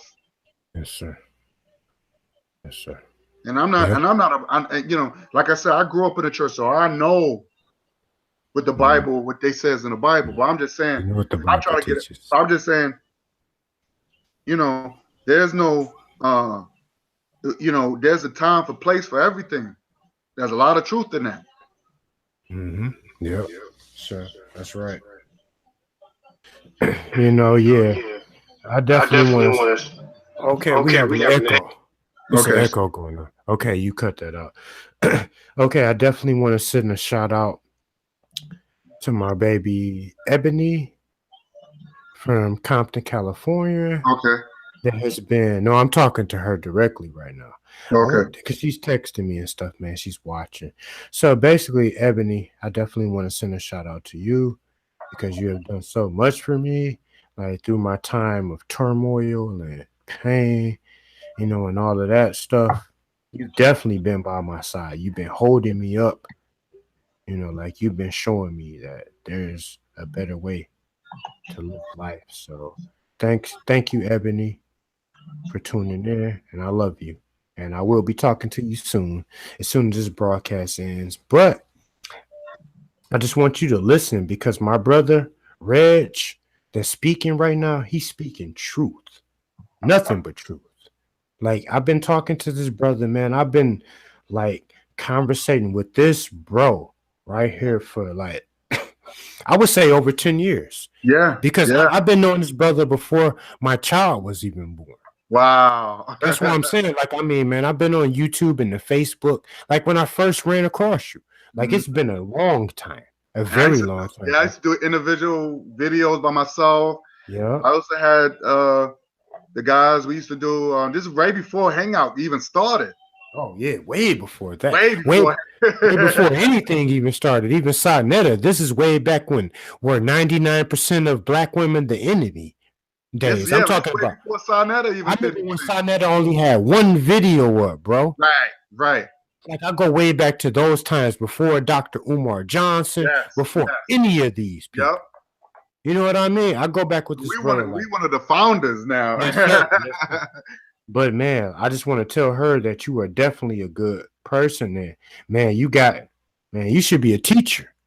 Like you should really. No, I'm talking about you personally, man. If we were closer together, shit, we can make something happen, man. You would be a great teacher. Yeah. You could actually teach the youth. My mother man. said the same thing. She Yes, said the sir. same thing. She said you should go out there and teach. Yes, sir. Definitely, bro. But you teaching now, man, because trust and believe there are people listening in. You know what I'm saying? And you kicking that knowledge. You definitely kicking that knowledge, bro. So I have to take my hat off to you. I appreciate that. So just keep it up. You know. Anything else you want to touch on? I just like I said,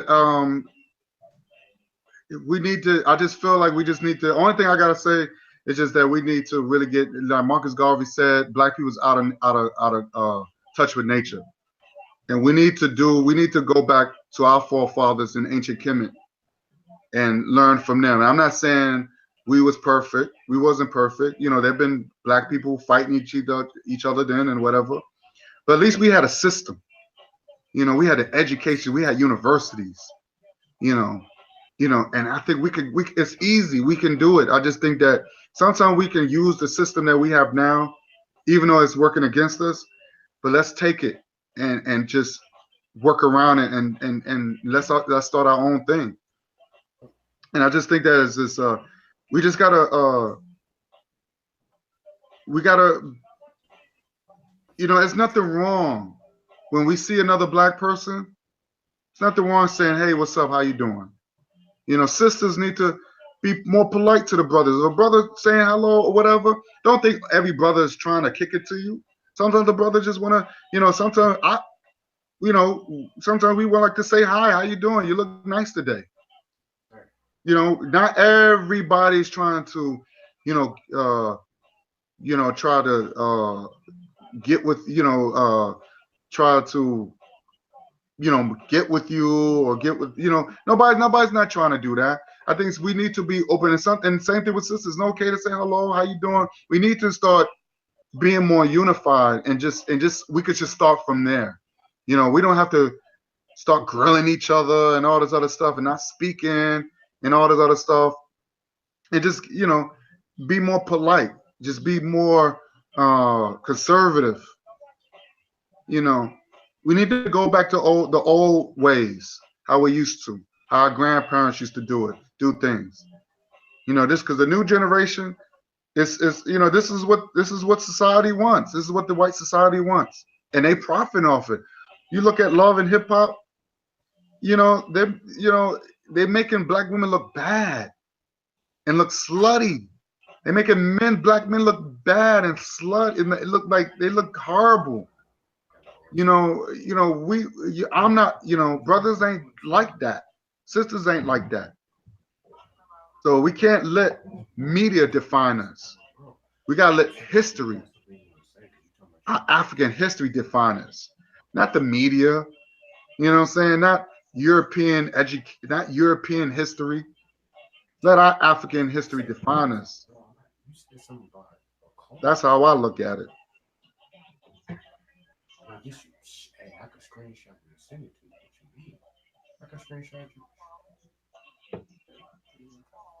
Okay, bro, just give me a second. Yeah. Okay, yeah.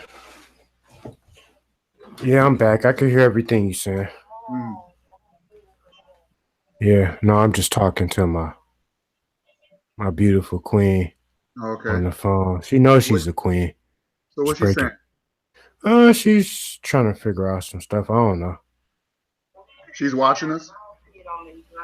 Well, just go ahead and break it down, man. Just give me a second. I'm gonna try to get her on here with us real quick. Okay. Just give me a second.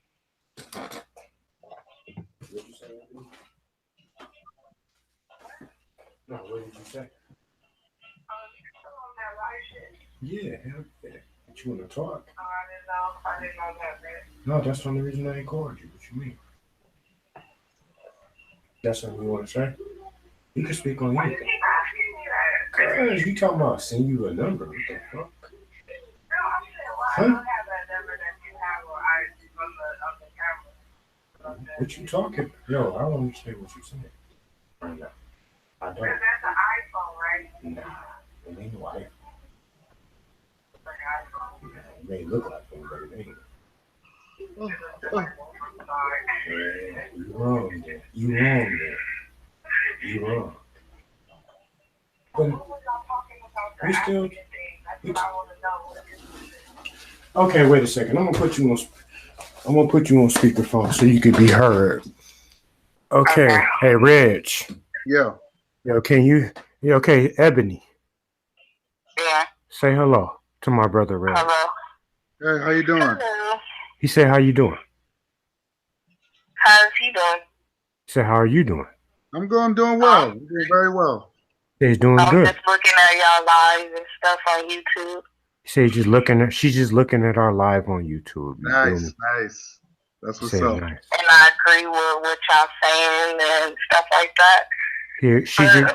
I'm wondering why y'all not talking about Columbus going to America and, you know, doing all that to the people. Like,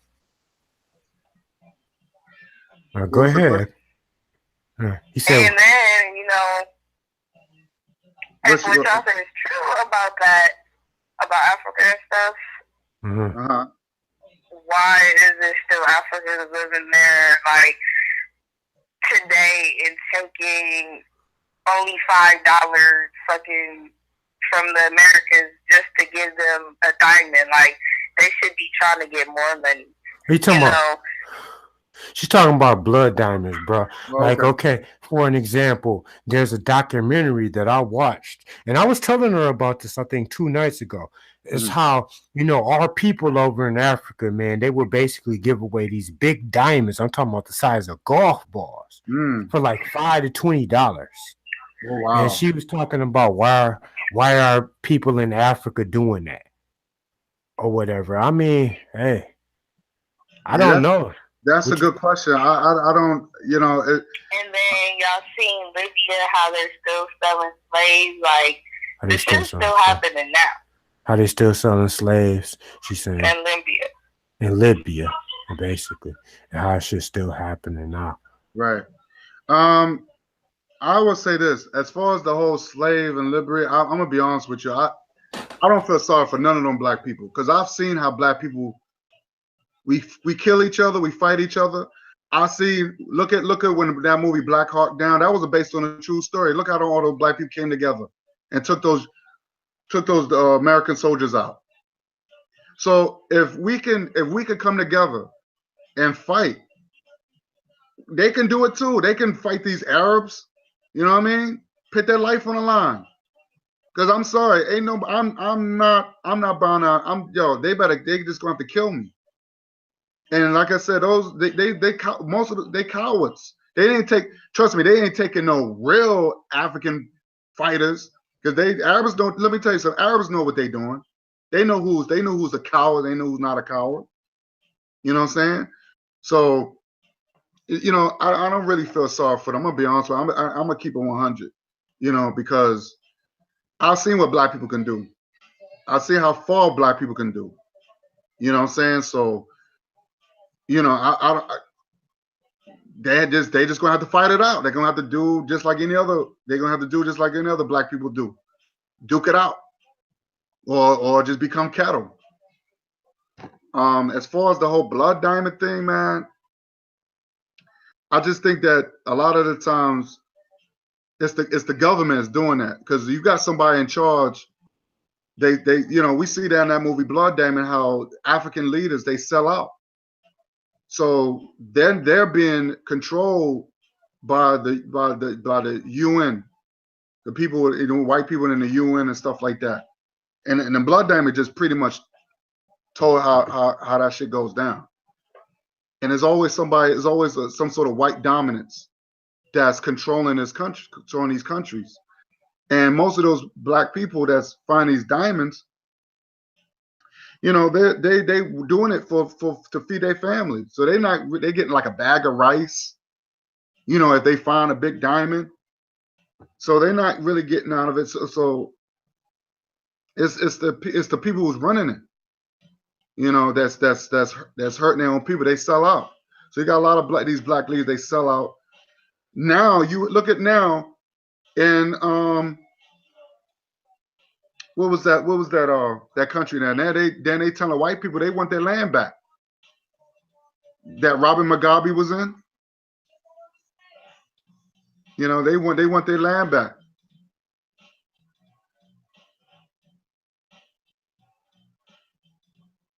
Yo, Craig, you there?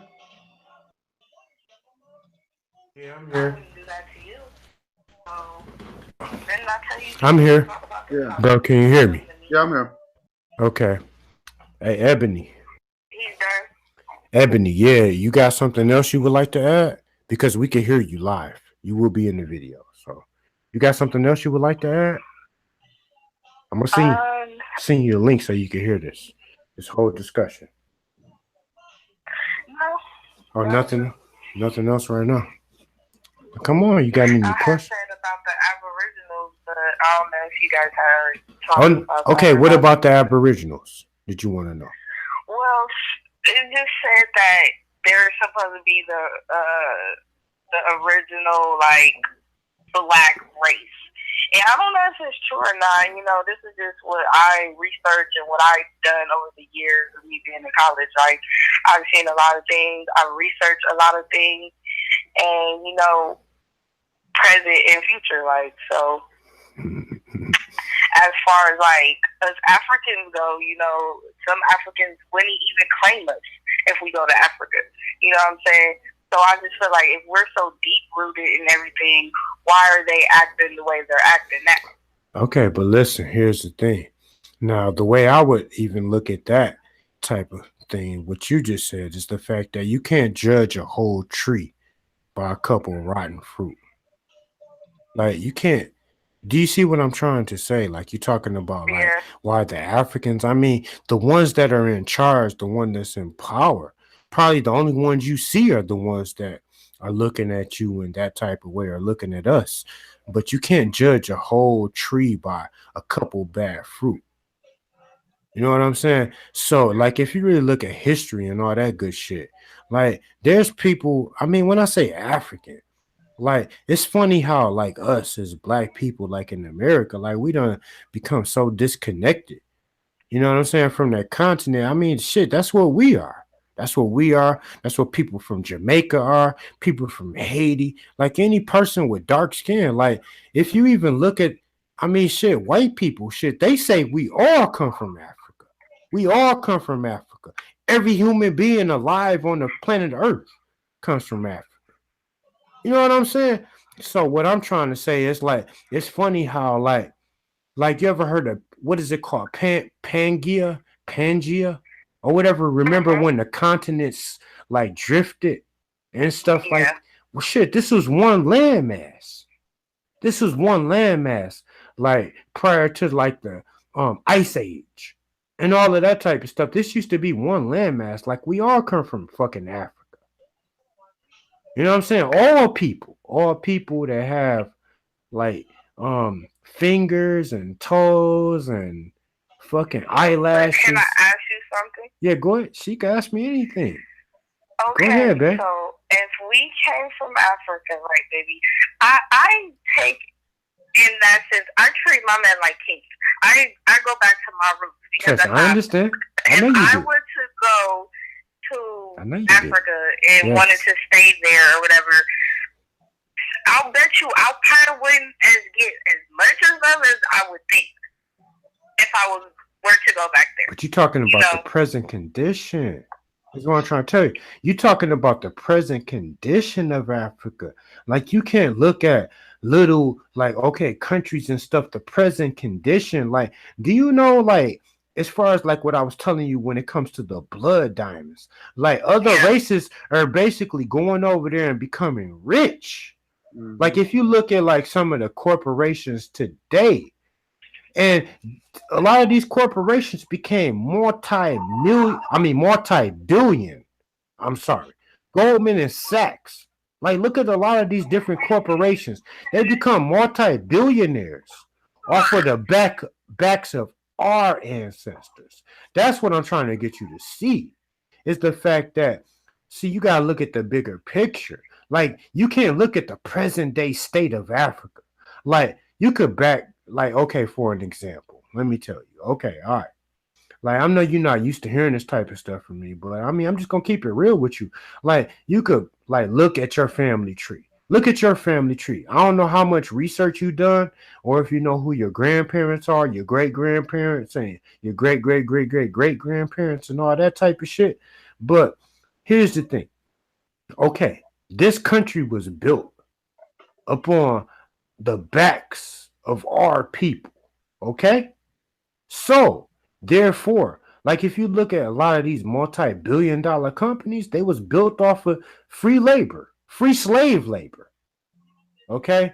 So therefore, like when we look at our condition, like we have to remember I was telling you, man, like a lot of people, like white people, for an example, you know what I'm saying, were born with a silver spoon in their mouth. Like we gotta work so goddamn hard and shit. You know what I'm saying? We gotta work a 9 to 5. We gotta sit out. Man, do you know that there's people like look at all the okay, look around. Look at who owns everything with this within this entire country. Look at all the you could do some the research on this. Look at the multi-billion-dollar companies that's already in America. Like, do you think these people just made struck gold like a struck oil overnight? Had it. Nope. Yeah, it was passed down. It's generational wealth. That's what I'm trying to tell you. It's like generational wealth. Go ahead. I ain't gonna cut you off.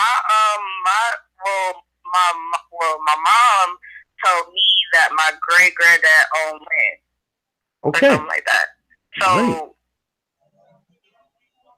you know, it's what people do with the land is up to them. Okay. Got you. I understand. I understand you 100% completely right now. You feel me? But okay, here's the thing. There's a twist to that too. Okay, like I'm not sure because I don't know anything about your family tree. So I can't tell you like exactly what you descend from. I can't tell you what you descend from, what you come from. Supposedly an Indian tribe. Or supposedly an Indian tribe? Yeah, that's but you are dark skinned. You are very you are a dark skinned sister with kinky hair. I'm red. You ain't red. Skin. Yeah, Indians are supposed to be blood. You're not red. Come on now. Look at me.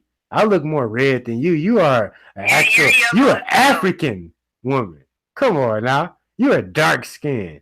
Like if anybody's Indian, is me. It's somebody that it's a yellow man or somebody a light brown man. I'm talking you are about dark skin. Not right now. Like right now, I'm dark. My parents were dark, but you definitely. My great grandparents, no, they wasn't.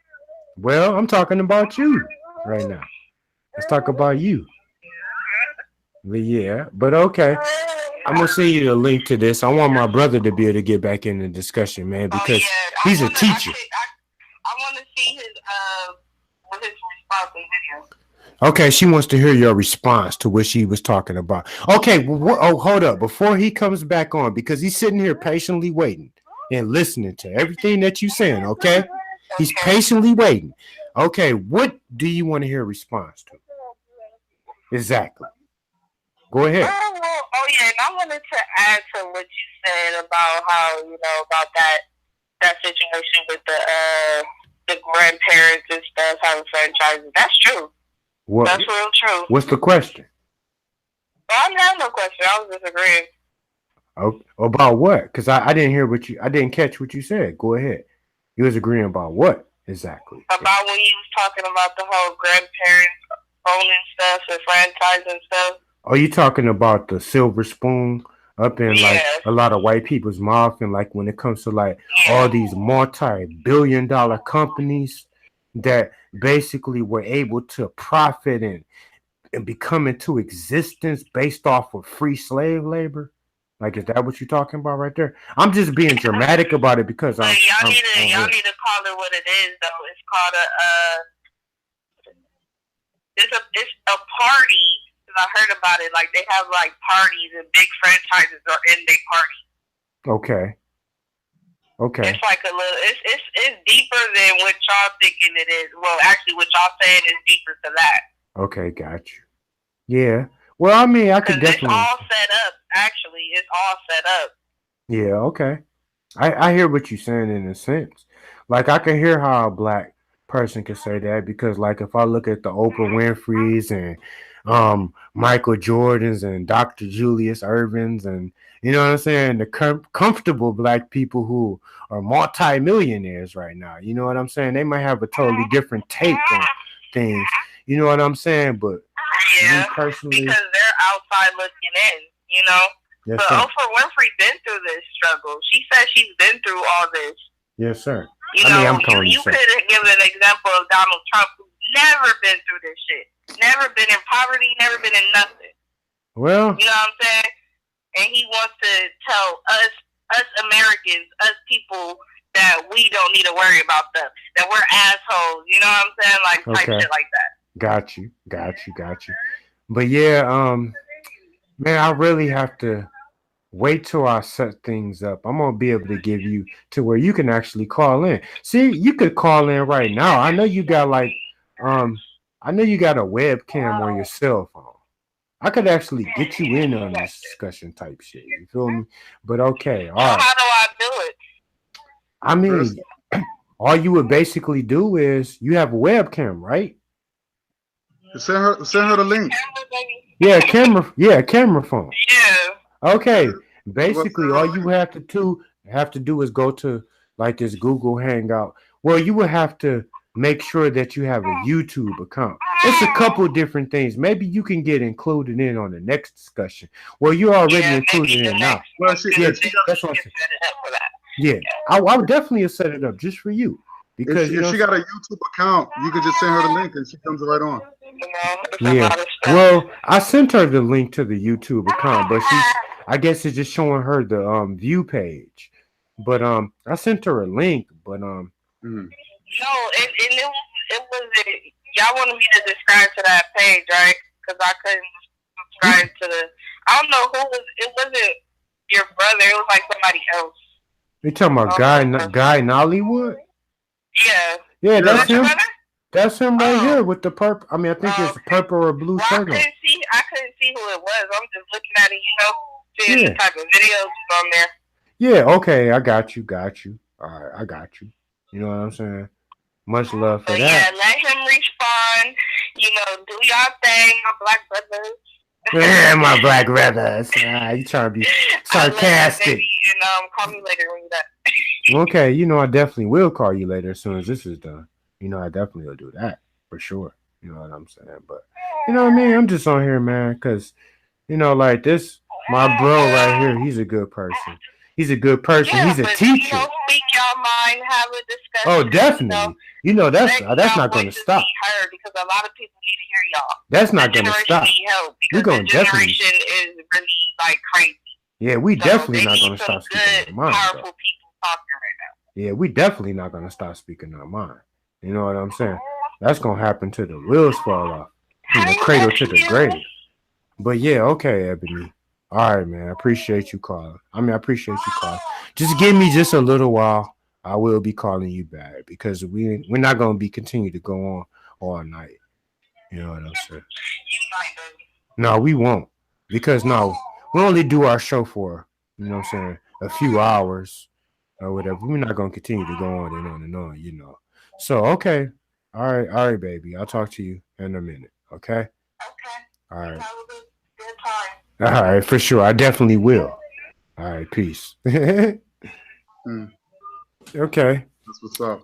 Yeah, bro. But see, the thing is, what I try to just let like the average black person know, it's like the fact that we are operating from a high level of consciousness. Like we are like those people from ancient Kemet. You know what I'm saying? Them people who had the foresight to be able to see in the future, to have a higher level of consciousness. Because like when you really look at the state and the condition of the average black person here in America today, they're not, moving at the same frequency that we are. Mm-hmm. Like we're on a high level of consciousness, bro. And it's like, we tell the truth. A lot of black people today are living in denial. Just like I was telling you about Little Kim, like bleaching her skin. You was talking about Michael Jackson, and you know what I'm saying? Little Kim, like getting plastic surgery, you know what I'm saying? To take her broad nose and stuff like that and make it thin and, thin lips and blonde wig and you know what I'm saying, blue contacts and all that type of stuff. That's the frequency that a lot of our people are operating on right now. But you and me and all of my other, good brothers and sisters that are operating on a higher level of consciousness, you know what I'm saying? We see straight through that. We see straight through that. You know what I mean? We don't suffer from that same type of self-hatred. But I just want to know, and again, this is just a question. Because why would any black person want to mimic a race of people that ages early? Like when white people reach a certain age, like 30, they start wrinkling. Why would you want to be a race of people that connect themselves more with dogs than with human beings? You know what I'm saying? Like I see black women with blonde hair, straight blonde hair wigs, and it's like that hair stink. It has a doggy smell when it wets.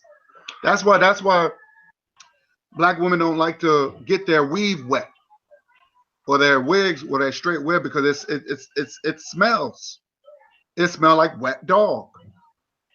So I'm just saying, why would you want to mimic a race of people that, number one, that has a fucked up history? Like these motherfuckers that sleep with animals, have homosexual orgies. I mean, if you look at the history, is the medieval times, the dark ages. But they don't. Why would you want to mimic that? And it seemed like to me, why would you want to consider that beautiful? It's just a question. I don't understand that. A race that have a barbaric history. Why would you? It's just I never can understand that. I just confusing. Bro, I'm trying to get my brother Tyleek up in this discussion because I just saw where he's been sending me messages and Put the brother to on. Facebook and to my cell phone and stuff like that. I'm trying to get this brother involved in this discussion because I know he has a lot that he would like to add to this discussion. And it's all love. Because what I wanted to offer is a platform, Right. for my people to come together and to be able to express their opinion. But it looks like I have my brother on the cell phone. Brother Talib. Hey, how are you doing, brother? All right.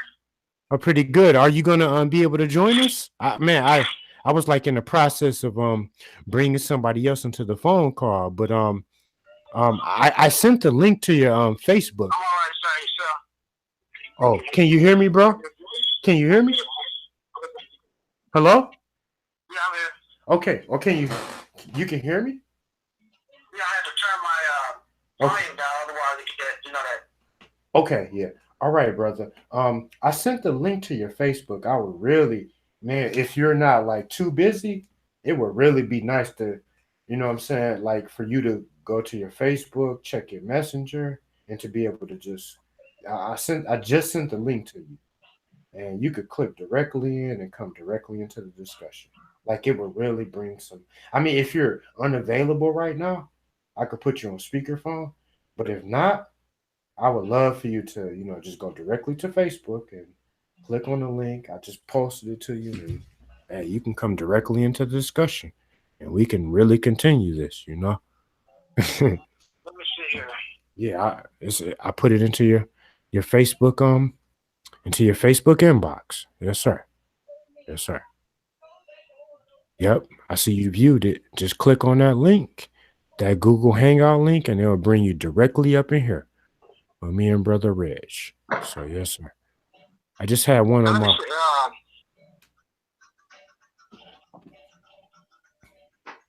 Let me see if I can do this. Yeah, it should. It should work. Are you trying to do it from your cell phone? No, I'm doing it from my computer. Yeah, just click on that link. Yeah, you won't have no problem. It'll bring you directly into here. Yeah. It'll bring you directly. Because, man, I mean, I know the type of perspective that you come from. And it's like, I'm at a point right now to where it's like, you know, I'm a modern day Negro. You know what I mean? Like, I could fantasize. I could, you know, because, you know, definitely, you know, I fantasize. Okay, I'm gonna hang up now. Okay, thank you, sir. Appreciate it, sir. Okay, my brother Talik is in the building. My brother Talik Ibn Raw. Peace, my good brother. Brother Talik, are you with us? Can you hear us, brother? Yeah, I can hear you. Okay, thank you, sir. I'm glad that you joined in. Can you hear me? I'm glad. Yes, sir. Yes, sir. Right. Yes. I gotta yes. turn off this TV. I got this TV on. Hold on a second. Okay, yes, sir. I'm glad that you joined with us and that, you know, you are here to bring the word to us and our people.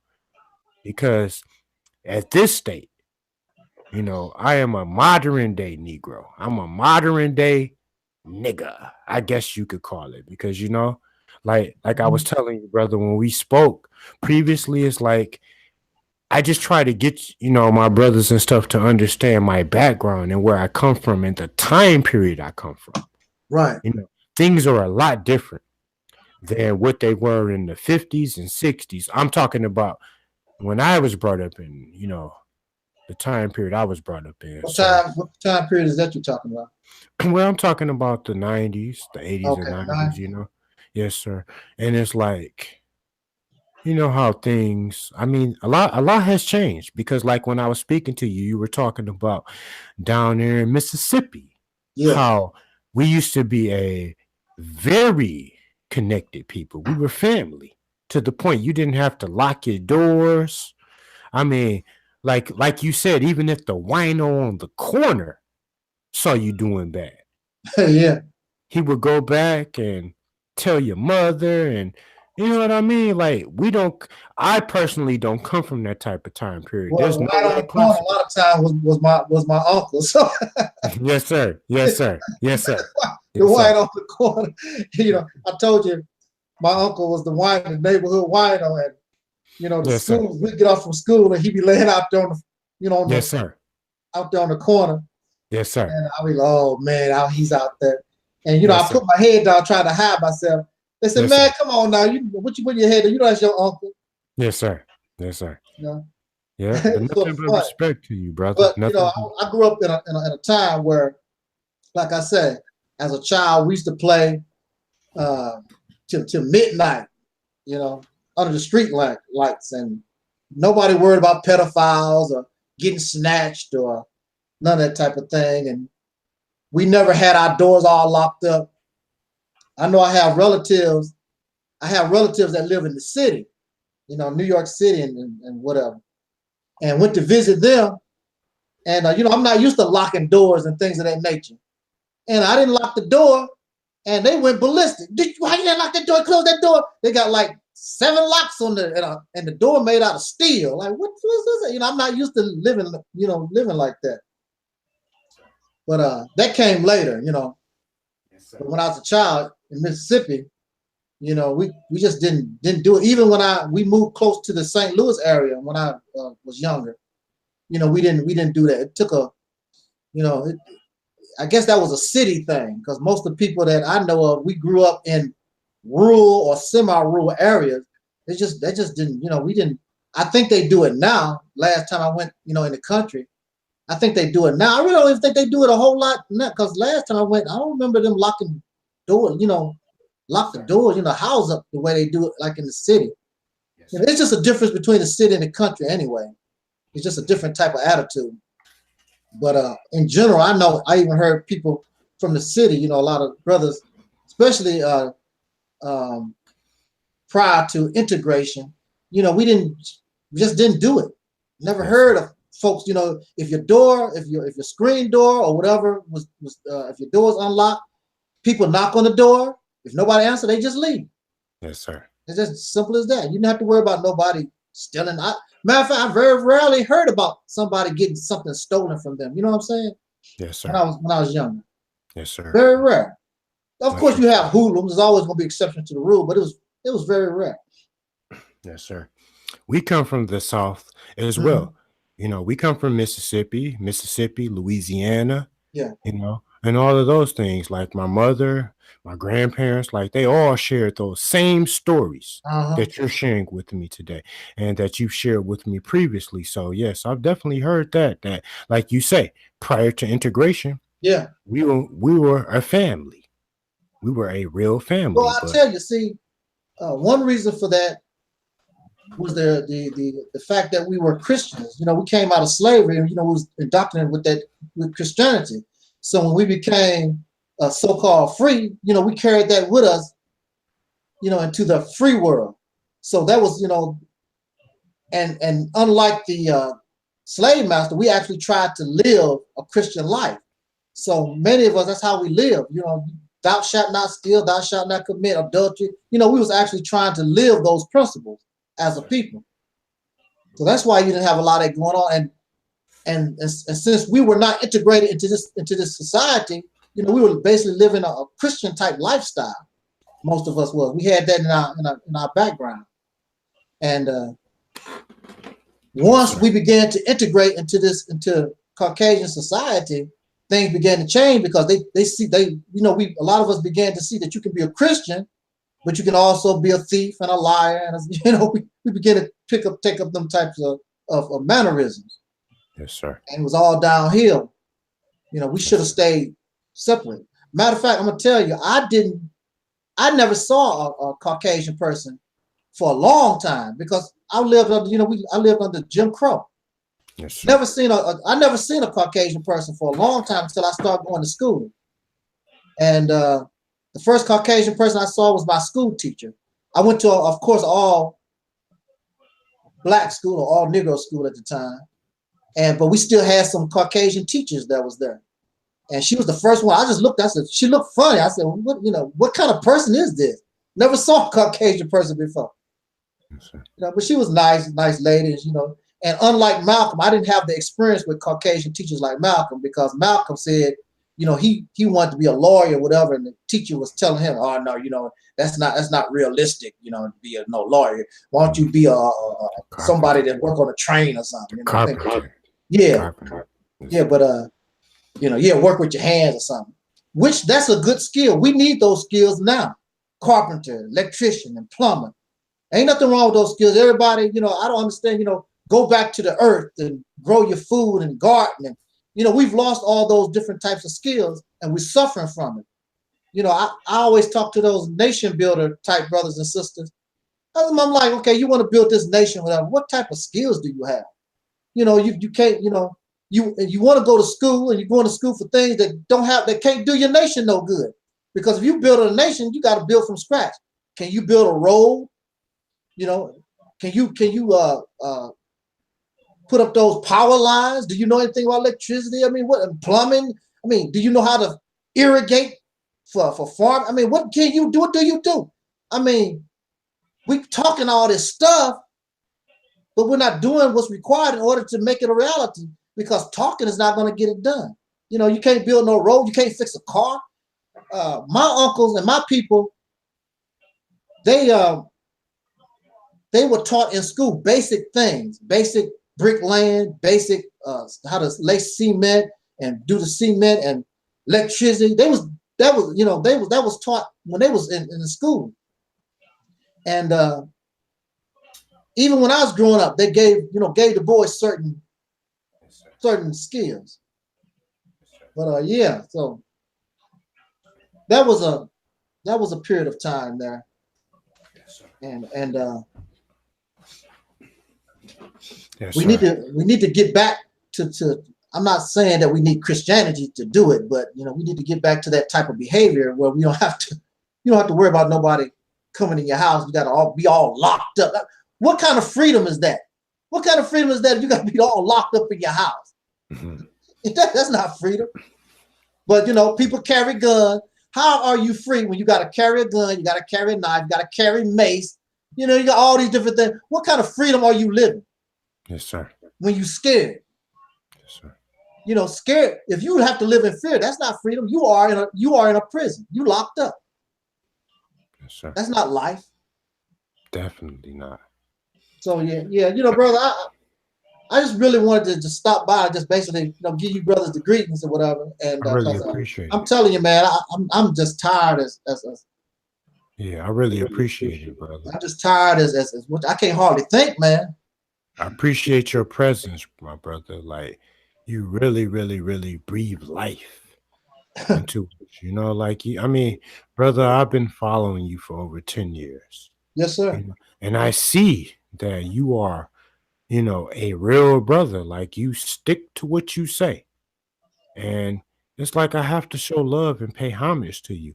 Like me and my brother just a minute ago, man, we were looking at some of our civil rights fighters like Yes, sir. Dr. King, Mhm. brother Malcolm X. And the list goes on. Mary, what was her name? Mary Bethune. Yes. Like, just like our heroes and sheroes, okay? Right. And what I say, I'm talking about people who paved the way, Yes. for me, like, the young person that I am, to be able to just sit up here on Google Hangouts. Like, it's people who died for this. Yes. People who died for me to vote. People who died for me to be able to, have equality. To be able to drink from the same water fountain as the white man. Like, not to say it's a good thing. Not to say it's even a good thing to be able to sit on the same toilet stool as a nasty ass white man. Right. A nasty pink pig. Not to even say it's a good thing, but one thing I have to say, brother, is that my people, like if I look back through my lineage, if I trace the roots of my family tree, there are people who died for me to have the luxuries that I have today. You understand? Yeah. You understand that, brother? Yeah. Like, there's people who died for the luxuries that I'm able to be able to benefit from today. Like, to be able to sit up here on Google Hangout, to be able to sit up and talk freely without the Ku Klux Klan knocking at my door, fucking ripping me out of my house and hanging me on a tree. No You problem. understand? No problem. All right. Nobody going to jail. Yes, sir. Nobody going to jail. The white sheets of the Ku Klux Klan done turned. The judges and stuff with the black robes and stuff. There was a time when even to this day, like, I'm not gonna try to say that much has changed. Much has not changed. Some things have remained the same. But at the same time, there was a time with me sitting up here speaking about this. Like, look at Malcolm X's father. Right. Like, if you look at, speaking about Garvey and like Pan-Africanism and all, just the bare mention of that would have got me yanked out of my house and hung. Yeah. You understand? Yeah. Yes, sir. So what I have to say, during the time of Marcus Garvey, what was that? The late 1920s, early 30s. Marcus Garvey. They were outright hanging Negroes, just outright doing it. I'm shocked that many of his membership, they didn't have to go through that. They wouldn't just outright hung, because they was just outright hanging Negroes in the 1920s, early 30s, just outright. Matter of fact, this country was controlled by the Ku Klux Klan at one time. Yes, sir. Just outright. But what brought them down was they supposed to be the Christian Knights of the Ku Klux Klan, and one of the leaders in Indiana messed around and raped a white woman. That's what messed them up. And their numbers began to diminish because it's not right for a Negro to rape a white woman. It's not right for Caucasian guy to rape a white woman either. Their numbers dwindled down to they was in the thousands to almost little or nothing. Yes, sir. Yeah. Yes, sir. I saw a picture, guy in Hollywood. I'm not sure if any of you guys saw it, but I saw a picture of the Knights of the Ku Klux Klan posted up in a Baptist Church. Mm. Talking about they represent God. God is not a white Jesus with blue eyes and long stringy hair. Like seriously, I mean, if there is a God, if there is a Jesus Christ, he loves all people. Like look at the story of the Bible. People want to sit up and talk about like what Jesus Christ, I mean black people, like they go to church every single Sunday and got a white, blue-eyed, blonde-haired Jesus up in the church. Come on now. Like, I mean, if there is a God, shouldn't he be a just God that loves all? Loves all people, I mean, including animal and plant life? Right. Yes, I mean, what type of Jesus Christ would allow slavery, allow our people to be lynched up in the middle of the street? And I'm talking about we'll set up a government. I'm talking about, man, I have people. I'm talking about my own family that were around during the times of Jim Crow, to where they couldn't even go to the South. Right. I mean, they could go down south, but I mean, they couldn't go up in the white man's restaurants without being kicked out. My mother herself couldn't go up in the white man's restaurants down south without being kicked out. And I mean, told she was a nigger. She was a nigger. Nothing but a nigger. Brother Craig, too. They keep talking about the South, but you could find the same thing happening in the North, too, and in the Midwest, and really almost any part of this country, really. Because I know in the St. Louis area, St. Louis it's Midwest. They had race riots, and all kinds of stuff because of things of that nature. It was just like you was living in the South. Same thing. So it just wasn't a Southern thing. This whole nation, they keep focusing on the South.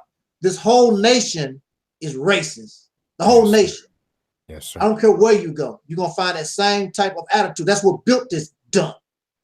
That's what I was telling my brother earlier, man. Like the founding fathers, like the white man praises his founding fathers, even though they were pedophiles.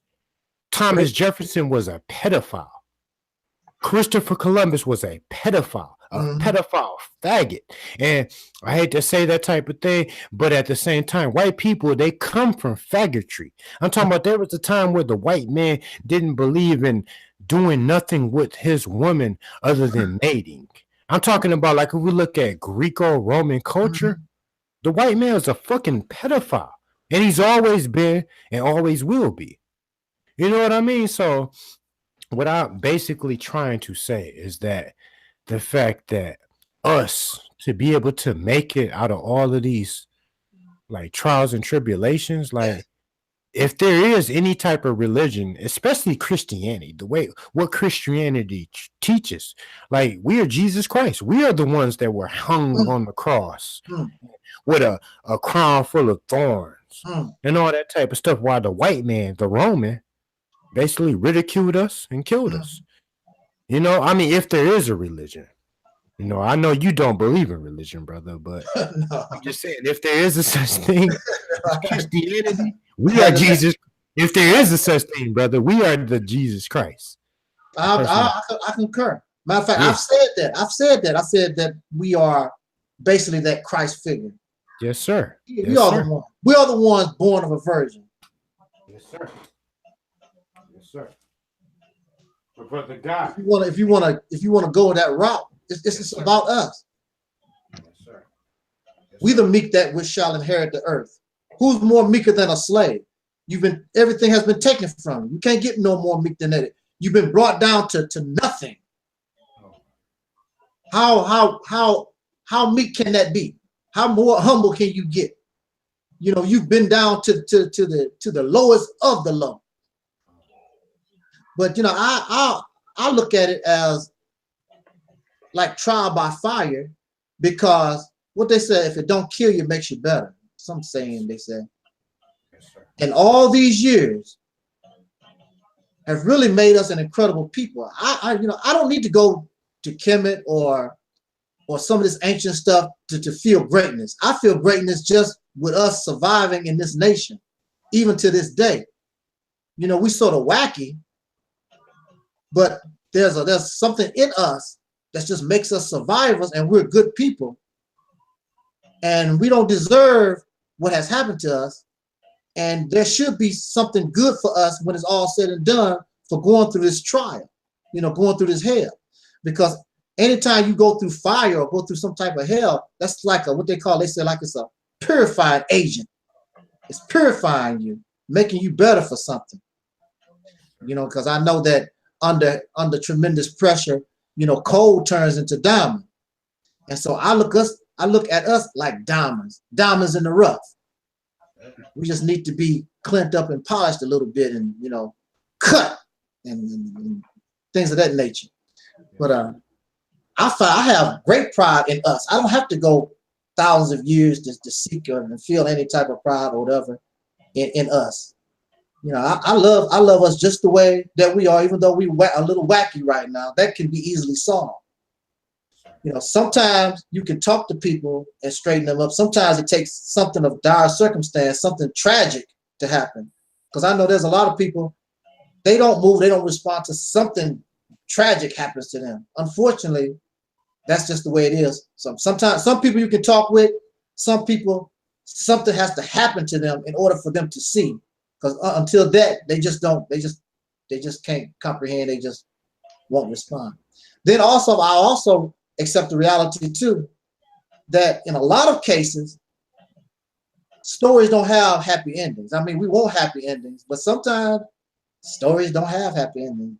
I've accepted that reality too. You can talk to a crackhead till you blue in the face, and next time you find that guy or that woman, you know, they somewhere in the gutter from an overdose, and you talked and they've been to treatment who knows how many times and whatever.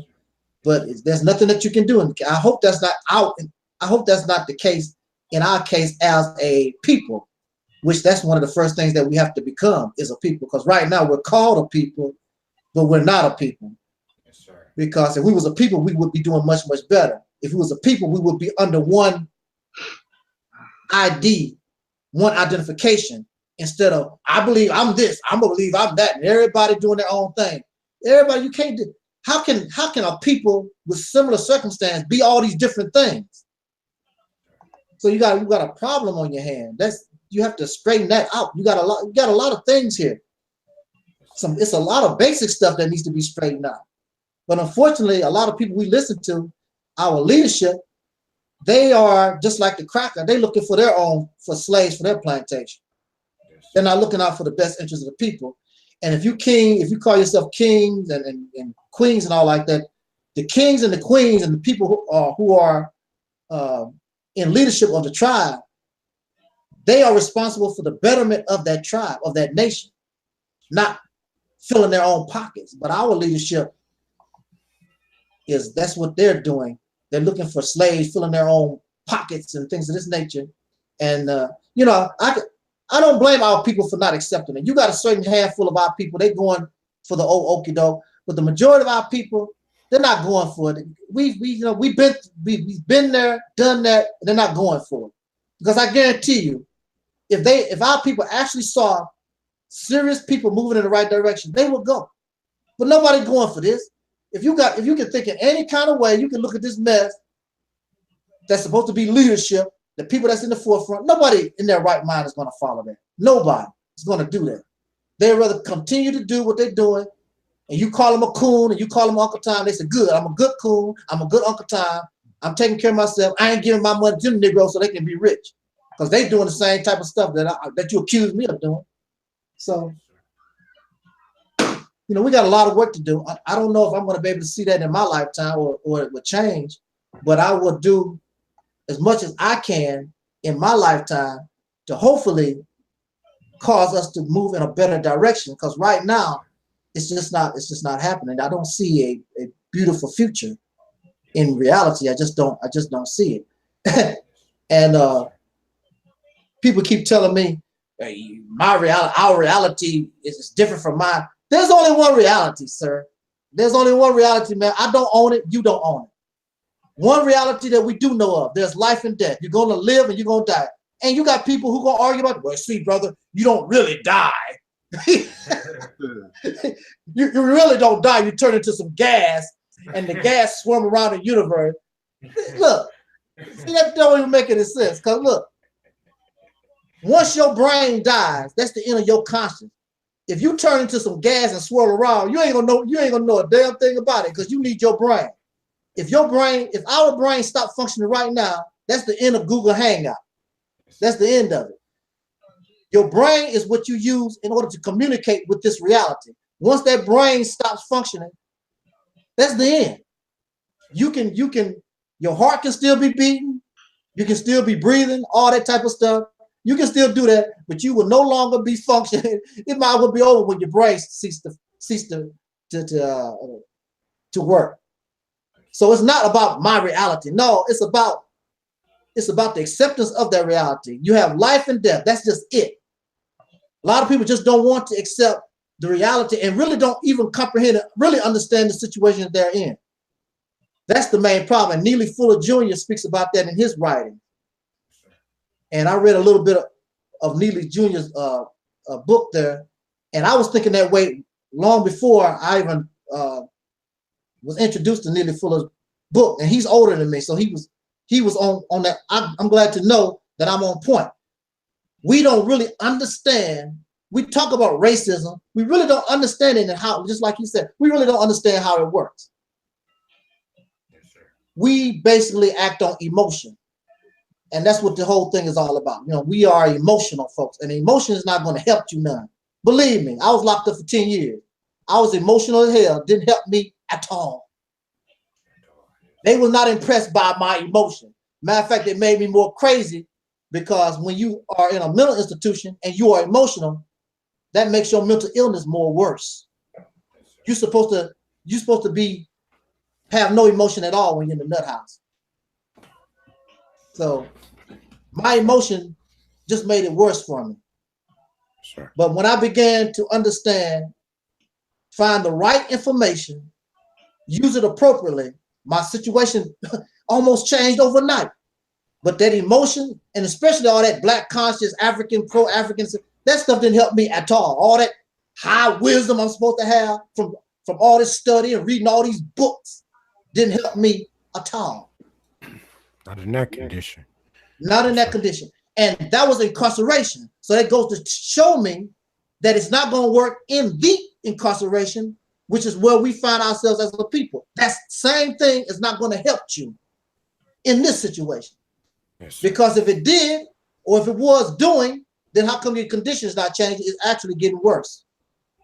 Yes, sir. It's actually getting worse. It's not going to, you don't have a lot of this so-called information and how wisdom that we have, that's good for a university or a college somewhere. That's why they call it scholarship. I've never seen nowhere in a revolutionary sense where scholarship helped you in a revolution. It took some bullets. It took some knives. It took some guns. It took some men that said, I'm sick of it. And they went and had to do whatever they had to do. They didn't care about, they knew they weren't going to make it tomorrow. Yes, sir. And Malcolm understood that. Malcolm was friends with revolutionaries. And they even asked Malcolm and told Malcolm they was willing to help train the so-called Negro in America. They would help get you the gun, whatever you needed. And according to Omar Shabazz's his findings, a lot of Malcolm's own followers were scared. They didn't want to go that route. They didn't want to mess with that revolutionary stuff. That's why Malcolm separated his organization. He had one part of his organization was just for the religion, because Malcolm understood that religion makes you docile. Because religion makes you want to depend on God when you should be dependent on yourself. So Malcolm put his religious part on one side and the revolutionary part on the other side. And that's the part that scared the hell out of some of his followers. They didn't really they liked Malcolm, but I don't know about all that. Because Malcolm getting ready to make a big move. His first move was to see what the United Nations was going to do. Because, he wanted to file a complaint with the United Nations. Now, if Malcolm was assassinated, how come somebody else didn't step up to the plate? Malcolm ain't the only one that could have went to the United Nations. That's why, it's important for all of us to be leaders. Because if something happened to Malcolm, then you should step up. I should step up. That complaint should have went to the United Nations, even though those crackers have a great influence over it. That's not the point. The point is you putting your complaint before the world or a world court. That's what you want to do. And see, there's another thing too. We don't want to take advantage of our enemy's Achilles heel. The cracker he's a bad boy. You know, he shoots and he murders and drops bombs, but he has an Achilles heel. If you understand his Achilles heel, that's where you attack him at. Everything, I don't know if you took martial arts, everything has a weak spot. We think that this cracker is all powerful. He got his nuclear weapons and the bomb. That scared the hell out of you. Everything has a weak spot. That's why it's easy to break a board. It's not the fact that you're really strong or whatever break the board. When you break a board, the board breaks because you've hit the board in its weak spot to make it more easier to crumble when you hit it. You see little children breaking boards. It's not the strength. It's finding that Achilles heel, that weak spot. Yes, sir. Also, it's about the strategy that you use. How come, if I'm fighting you and my right hand can't get to you, then I need to change up my strategy. I need to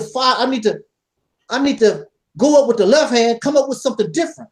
Because clearly just my right hand is not going to be able to knock you out. I have to come up with a different strategy. We get stuck on one strategy, one way of doing things and stuck. And then even when we see that it's not working, we just keep doing it. One day we shall overcome. One day it'll work. No, bro, it ain't working, man. Can't you see? It ain't working. What's going on right now, Brother Craig, is not working.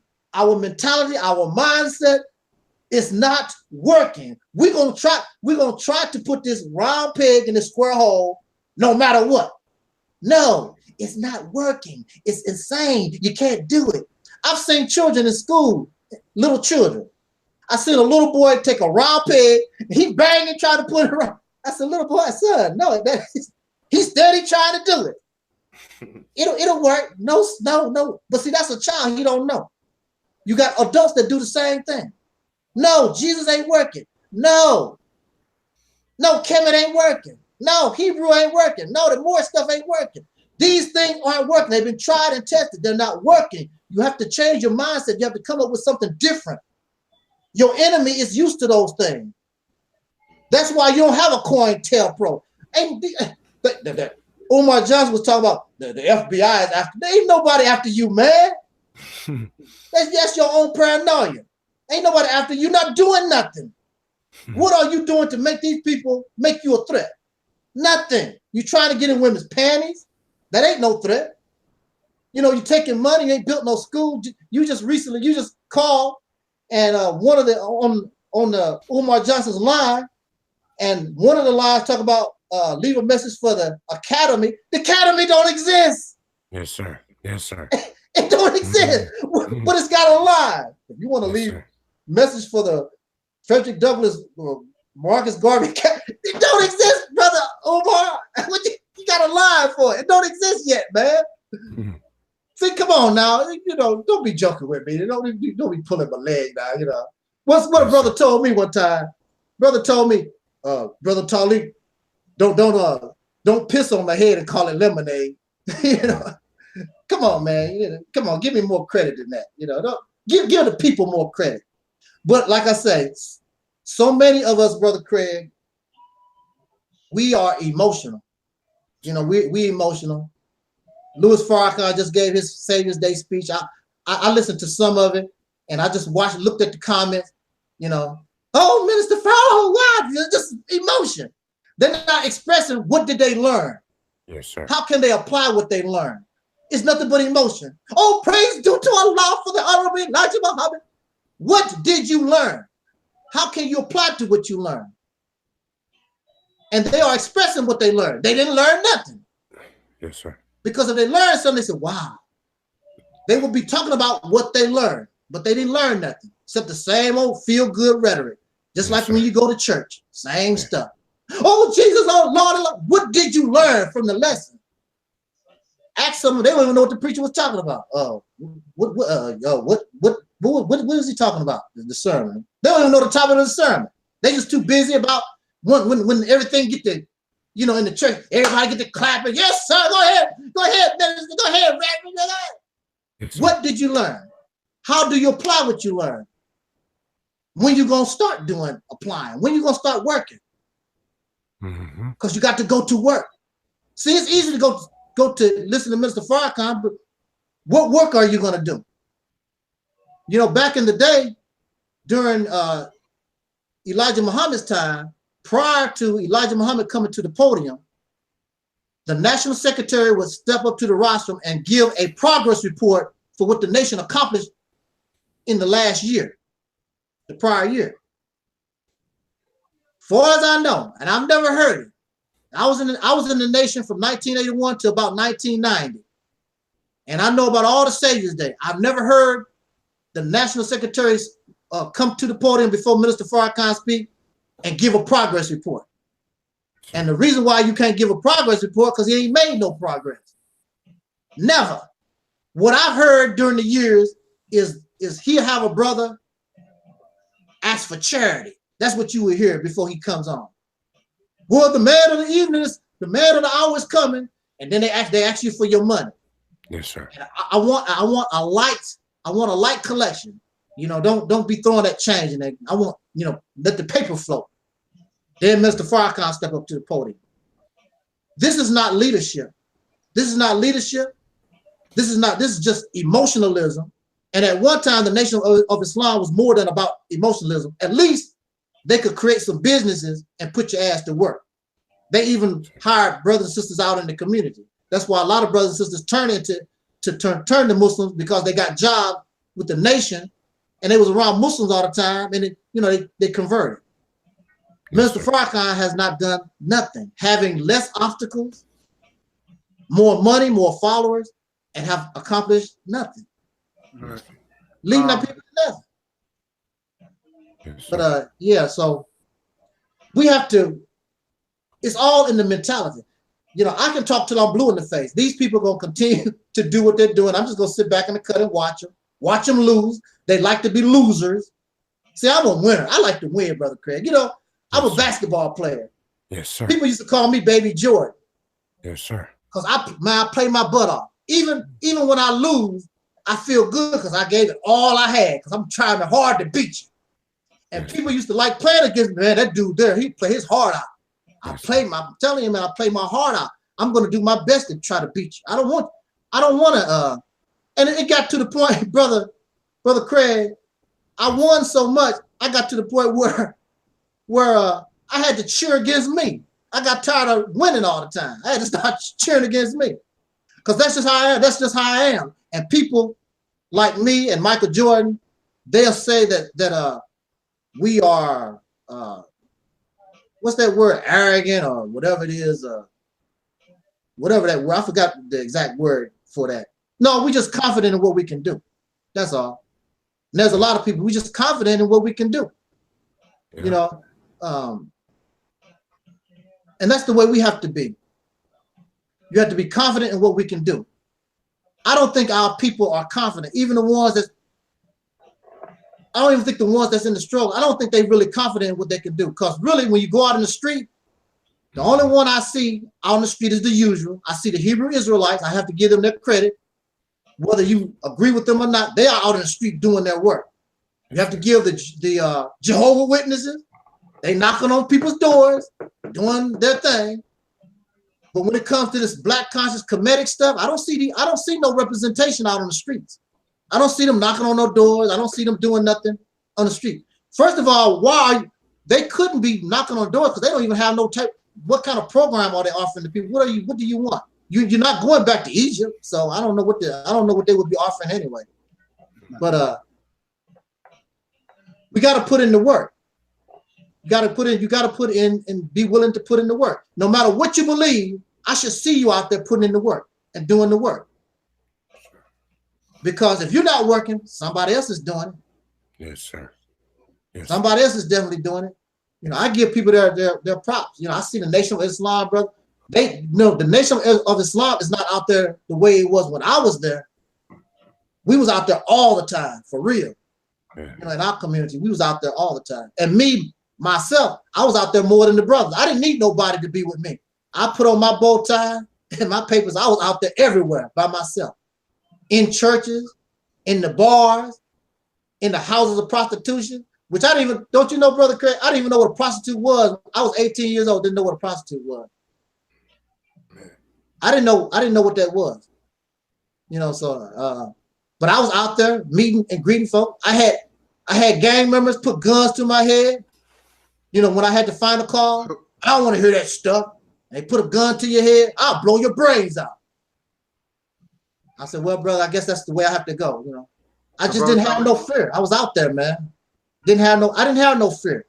You can't have fear. How you gonna change the people? You don't have no if you have fear of the people that you're trying to save or trying to communicate with. Yes, sir. You can't have no fear. You have to just go for it. And whatever happened, happened. I was just, whatever happened, well, whatever. That's how it's meant for me to go. Matter of fact, I told the brother, you actually doing me a favor, because then I don't have to worry about this stuff no more. You still be here. I don't have to worry about this no more. And I went out like a soldier. So, you know, hey, it's all good. Yes, sir. So, how you doing there, brother guy? I'm good, Talik. You said a lot. Yeah, I sort of woke up. You know, I was tired. And, you know, I'm telling you, man, I'm so tired. That's the way it is when you get to rolling. Yeah. I don't know. I guess what they said, the spirit of God. The spirit of God starts getting up in you. No, I want to address some things. Yes, sir. And I don't know if you see the topic. Are we descendants of Africans or we are people or that's already here? Yeah. How you pronounce that word? I keep having problems. Indigenous. Yes. I have a hard time pronouncing myself. Indigenous. Yeah, that always is a tongue twister. I understand. Go ahead, brother guy. I didn't mean to cut you off. No, because you had said something in one of my threads, something about the meaning of what it is to be black. Yeah. And I know you have an issue of the word African and stuff like that. And I addressed it in my last video. Actually, I kind of rebutted some of the things you had said. Right. And I don't know if you saw the whole video, but I saw enough. Yeah. I saw enough. That's why I'm talking about it tomorrow. Mm-hmm. Yeah. Go ahead, brother. Since you won't be available tomorrow, let's see what you got today. But I did see a part of it. You was sort of making reference to me like I was a Muslim. I'm not a Muslim. Okay. Or something Islam. I'm anti-religion. I'm anti-spirituality. I'm anti-divine. I'm anti all that stuff. But brother guy, since we will be going live tomorrow on Sunday, I will be joining in with my brother from the Realities Temple. Since you aren't available tomorrow, I want you to be able to lay it all down. Lay it down today, and my brother will try to come at you tonight.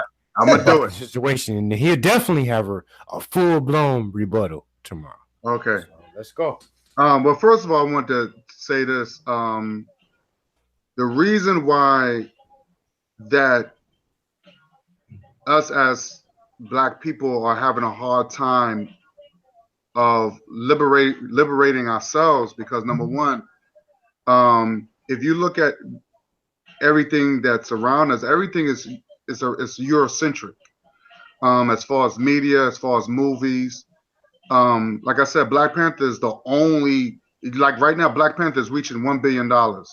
Over close to 1 billion, because that's the very first movie that you see an all black cast. And just think about it, how we could how it could move us as a race if we just every day we could just hear about our history, our African history.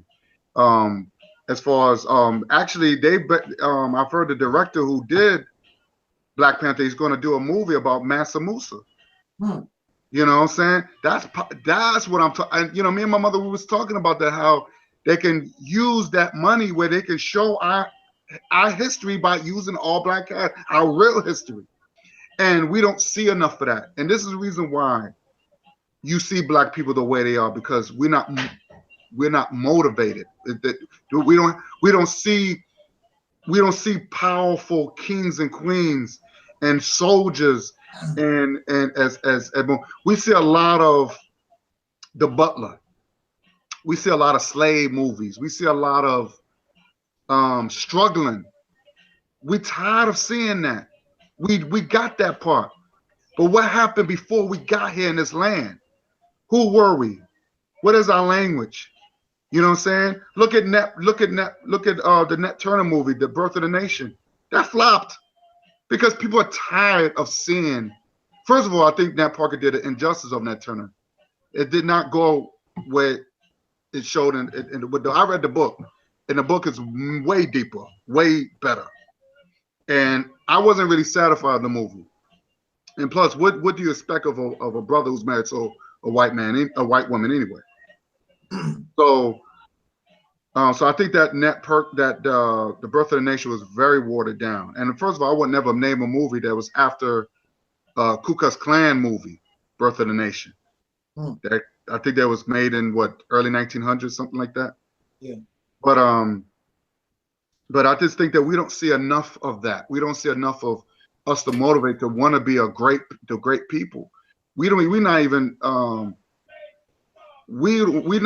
so divided, we still confused because there's nothing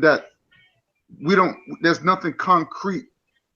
You know what I'm saying? Number one, there's a lot of great leaders or great powerful people that died for us, like Craig said, that we don't even honor. And I think that's more of an insult. But you got the white man, he honored his people. He honored his heroes that killed people, that barbaric people. They killed people, innocent people, but he honors them and say they patriotic. You see what I'm saying? Right. So we don't have a birthday that we celebrate for Nat Turner. We don't have a birthday for Malcolm X. There's no holidays for these guys.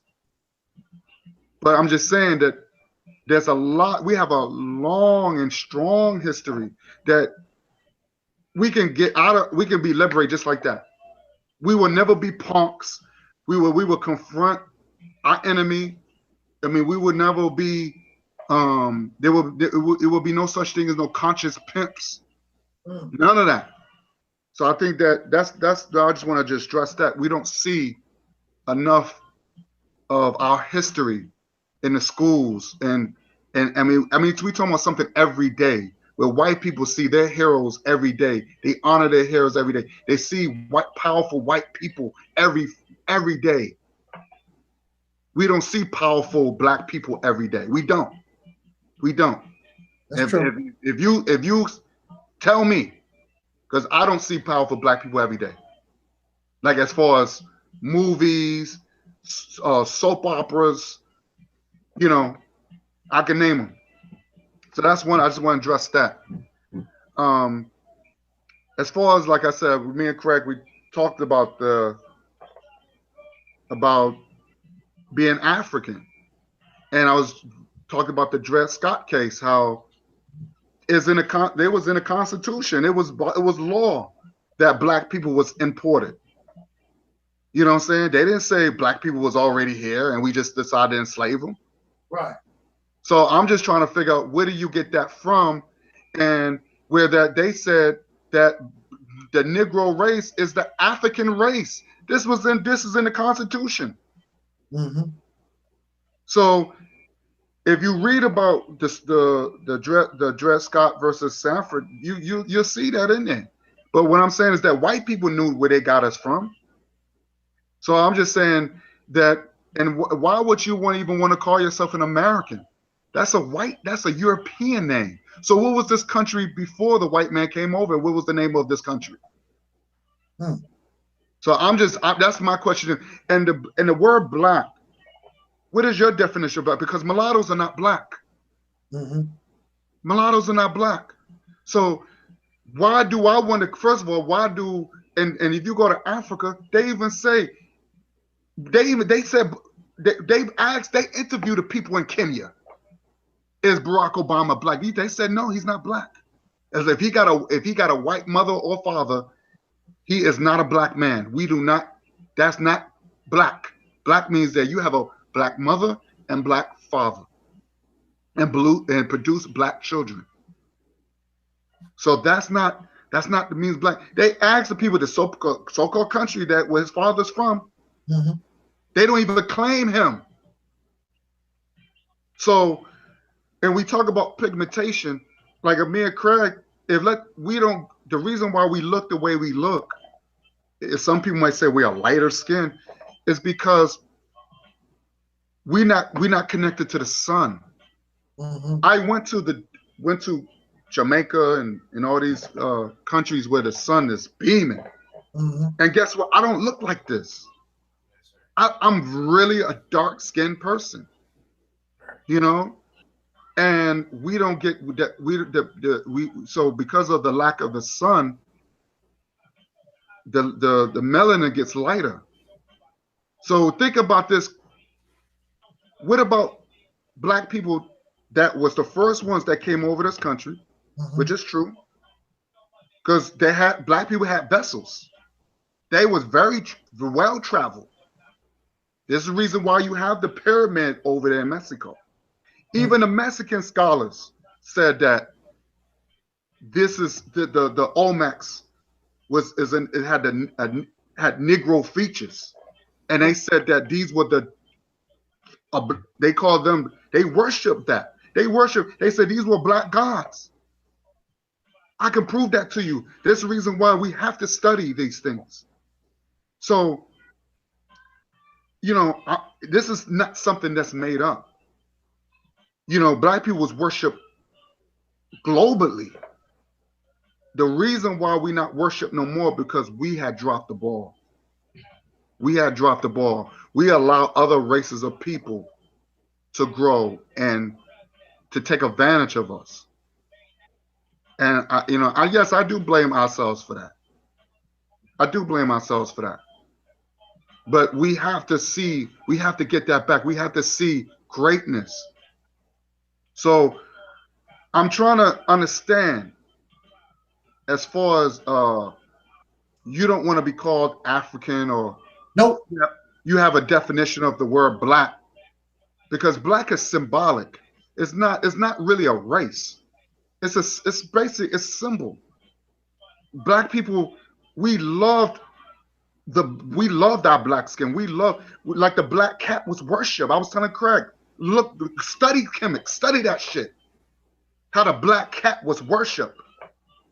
Her name was Bessie. That's the name of the goddess. And if you had harmed a cat or any type of cat, you would be punished by death. You know what I'm saying? Because we worship life. That's what the Ankh is for. Life is life. It's energy. Mm. Living. We don't worship the cross. That's death. White Europeans worship death. Everything they do is barbaric. They even down the black cat. That's why the black cat is considered evil and bad. Anything that's bad and evil. But they don't have no problem going to Africa and taking everything out of Africa. And we look, and it's sad because we look down and we think that we look at white people as gods and superior. And we're not looking at the fact, how did they get so much? Because we have it. And without us, like Craig said, they had died. We are their survival. They don't want us to go back to Africa. They signed a petition when Jimmy Carter was in office. They didn't want black people to be connected to. They didn't want black people to be connected to their homeland. You gotta. That's what I'm saying. You gotta do research. Research is there, and I know you have some sort of knowledge of these things. I know you do. And I'm young, and I'm 41, and I'm just now, and I've been doing heavy research. It's been 5 years now that I've been really doing some heavy research. I'm still learning. Mm-hmm. So forgive me that, I know I don't, I don't want to never challenge my elders. I don't want to do that. I don't like doing that. You should. But I expect a lot from them. I know you, and I don't know if I should call you an elder. I don't know. Well, But you're very, because you've been there, and you know the system more than I do. I'm learning the system from my mother, mm-hmm. and I can feel it. You see what I'm saying? So, I don't want you to think that I don't want to, I mean, I hear you. I'm just trying to understand. You know what I mean? That's So what if it's you say that you don't want to be called African, but the white man knows where he got us from. We was imported. He said it. They was importing black people. mm-hmm. We was even Shaka Amos. I don't know if you're familiar with the brother, but the guy with the long dread from the side. Yeah. Very, very intelligent brother. He was talking to one of the so-called Moors. He said, "Oh, we're indigenous people, blah blah blah." So Shaka Amos said, like, yeah, we was the first one here in this land, but we don't originated from this land. Originate means originated that we was that we was born like from day one. Everything started. The throne is Africa, the continent, Mm-hmm. and that's what we need to. And sometimes we need to go back. We need to go back just to regroup. We need to regroup. That's how I look at life, because we're losing. If we getting all this Christianity, Muslim, all these religions are failures, and it's shown. And we was more together. Why do you think Egypt the way it was? Look at DC. I'm from DC. Who think they created? You think the white man created DC? Why do you think look at the Tekken? They call it the Washington Monument. That's what it is. It's the Tekken. It's a black man that did that. The white man saw the brothers and the kings and queens sitting on the throne in Africa. And they pay, we'll just have Abraham Lincoln sitting. It's like he sitting him in that big chair. They wanted to be us so bad, and we too stupid to realize it. I just look at it. Why you think they put us down? And like I was watching the Black Panther movie. Mm-hmm. A lot of deep movie. A lot of message you could pick up. And the white man was calling the black. Let me tell you something. It doesn't matter how advanced those black people was. There was the sloppiest white man would call them savages. Because he was jealous. He was jealous. It's in a movie. Mm-hmm. That's all this man get called. Oh, you fucking savage. Y'all nothing but savages. Like he just couldn't believe that y'all are so advanced, but y'all supposed to be savages. More advanced than any people of the world, every other nation in the world. Wakanda was more advanced than any parts of the world. All over the nation, any nation. And the white man just couldn't believe it. So it's till this day, and that's a message right there. It doesn't matter what we do, we still gonna blow. But that should tells you we're doing something right. We're doing something right. When people hate you that much, we're doing something right. We should not be discouraged, just like the watermelon.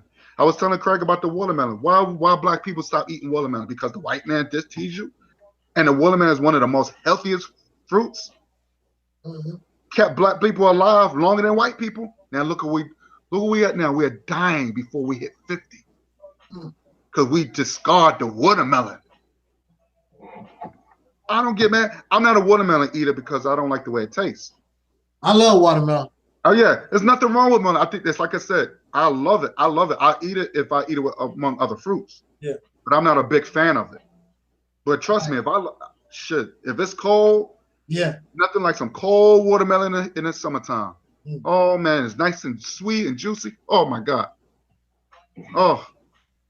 So I'm just saying, that's what I'm just, my take on it, and I kind of proved, Elijah Muhammad, and I know he's one of your heroes, well as mine, because I don't, the way he did a lot of good, Yeah. But he never denied Africa. He mentioned it in his quotes. Marcus Garvey talk about Africa. Well, actually, Elijah Muhammad and his teaching, of course, he teaches that the original man is the Asiatic black man. Well, what does Asiatic mean? you have to ask the No, I'm asking you, because that's your teacher. That's one of your teachers. You got it right. One of my teachers was. Oh, one of your teachers. Okay, one of your teachers. You have to go find a Muslim and ask them about that Asiatic stuff, because I don't know what that's what his teachings was. And as far as Africa was concerned, he just wanted. He viewed the brothers and sisters in Africa. We are one, and we should be together, and blah blah blah. Well, the reason why I said, because he didn't say, when one of his quotes, he said the black nation. He related the black nation with Africa. He didn't say nothing about Asia or anything else, or America. And that's one of the quotes that I mean, I could, like I said, I could be wrong. In fact, Muhammad Speaks, you have two brothers reaching over Africa on the Muhammad Speaks. They hold, reaching out each other, holding hands. That was the symbol for the Muhammad Speaks. It's just that's like us in America reaching out to brothers and sisters in Africa. That's how they had the Muhammad Speaks set up. Oh, okay. Well, actually, he said that at one time the continent of Africa, in fact, the earth was called Asia. That's why he said the Asiatic black man. He said that the earth, as you know, the earth, the word earth is about 500 some years old. It's not really that old. Okay. And they said he was saying that the planet was called Asia. And if you go look at the old maps, it was called Asia. The whole planet was called Asia, not just Africa itself. The whole planet was called Asia, and they saw it as Asia. That's what he was teaching. That's why they said that the original man was the Asiatic black man, the cream of the planet Earth, God, and all that kind of good stuff. Oh, okay. But the planet, it was called Asia. That's religious teaching, which might have some base in facts or whatever. A lot of things that's fiction, you can have actual facts, like Spider-Man. Spider-Man is fiction, but he swings in New York City. We know New York City is real. Right. That's true. So you always one thing about that, they always mix the truth with the lies. You know? Well, see, that's again. Again, you're saying that they mix truth with lies. Now, so why would you believe a person? Well, I'm just talking about as far as, but I'm just talking about as far as he's telling you, well, we imported you from Africa. No, but I'm just talking about what makes that statement true from the liar? Now, remember, he controls all this. Right. He controls all this. So he's a liar. He's a deceiver. He's a manipulator. He's a deceiver. So why is he saying the truth in this instance? Why isn't he telling a lie?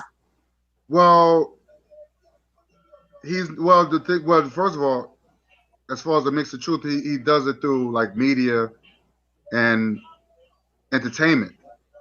Now, as far as the Constitution, I would say he wasn't lying at the fact that he imported us, because that's not a lie, right? That's not a lie. We was imported, and more than one occasions it's been mentioned. By the liar. Well, they lied as far as we was inferior. That's what they lied. That's what they lied about. Because if you really read about Thomas Jefferson, yeah, I know about. Who was one of the biggest slave owners and racists. He said we was stupid and we was dumb. We was lazy, but we was building everything all over the world. This is the thing. Why are we taking? I'm just curious. We call the cracker a liar. He's a deceiver. But when he says things that we believe in, just like in the Nation of Islam. Now, to me, I'm not going to say I believe. I'm going to say I know that the moon landing was a damn lie. It's a fake. That was a hoax, because number one, once the cracker or anybody, once they begin to go to a place and discover it, they never stop unless it's too damn hostile. And even if it's too hostile, somebody's still going to try to keep going there. They went to the moon in 1969, so they claim. If they went to the moon, how come they never just keep going? They never stop. There's something wrong with that picture because once they start somewhere, and then other nations are copy. Just like the nuclear bomb, I think America was the first one that developed a nuclear bomb. Now everybody else got it. When somebody first started going to a place, look at what's that? Mount Everest. It's hard as hell to climb Mount Everest. But once somebody got up there, you got people every year steady trying to go to Mount Everest. If they really went to the moon, then folks will still be trying to go. The Nation of Islam teaches is that a long time ago, they bored a hole in the ground. No, a scientist got pissed off because he wanted everybody to speak the same language or something like that because you had all these languages. He got pissed off because nobody didn't want to do what he wanted. So he said, I just blow the damn earth up. So he set up these charges and he blew a piece of the earth away, which is called the Honorable Elijah Muhammad said, that's the moon. Now, see, this is the thing about it. Have you ever, people act like they never seen something blown up. Blow something up and some water's on it. Now, how is the water going to fall all the way back to the earth and leave the earth with 75% water and just leave that hunk of rock called the moon? It don't work that way, but we're not thinking about it. We just hear the story and we just accept it and take it on face value. But now when the cracker supposed to go to the moon, one of the crackers said, it smells like gunpowder up here. Then the Nation of Islam, see, the Honorable Elijah Muhammad teach that they blew it up with gunpowder. That's how it became. They never went up there. They never went to no damn, but it fits their teaching. But now the white man is a liar. He's a devil. But when it fits their teaching, all of a sudden he's the gospel truth. Everything the white man, not in this case, he tells the truth in this case. You have to understand too, my brother, all these things was recorded when they was doing the transferring slaves from African people into different parts of the world. So these things were recorded. They had to record these things to get paid. You know what I'm saying? So that's why would they lie? They wouldn't lie about that if it's recorded. They won't lie about that. I don't know about that. Look. They lie on paper all the time. Ask recording artists. Ask people to sign these 2 cents a record contracts. That they get signed up into. They lie on those contracts because you remember because they always tell you real quick. You didn't read the fine print, did you? You're dealing with people who are liars and deceivers. They are the ones that created the race game. They are the ones who created the word black. There's no dark-skinned people on the planet that ever called themselves black. Never, nowhere. There's no people on this planet that ever called themselves African.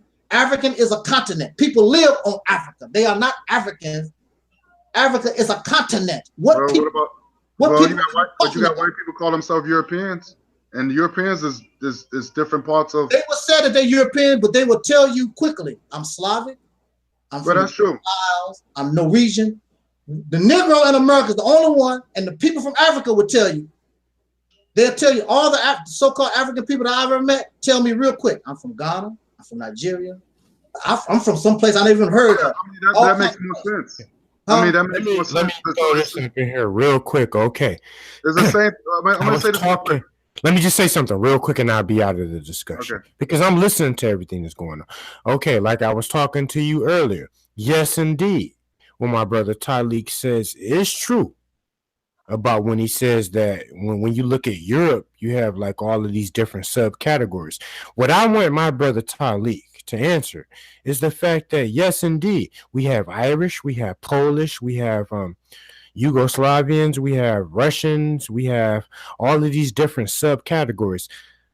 How do white people get together, though, at the end of the day and band together to oppress people, dark people?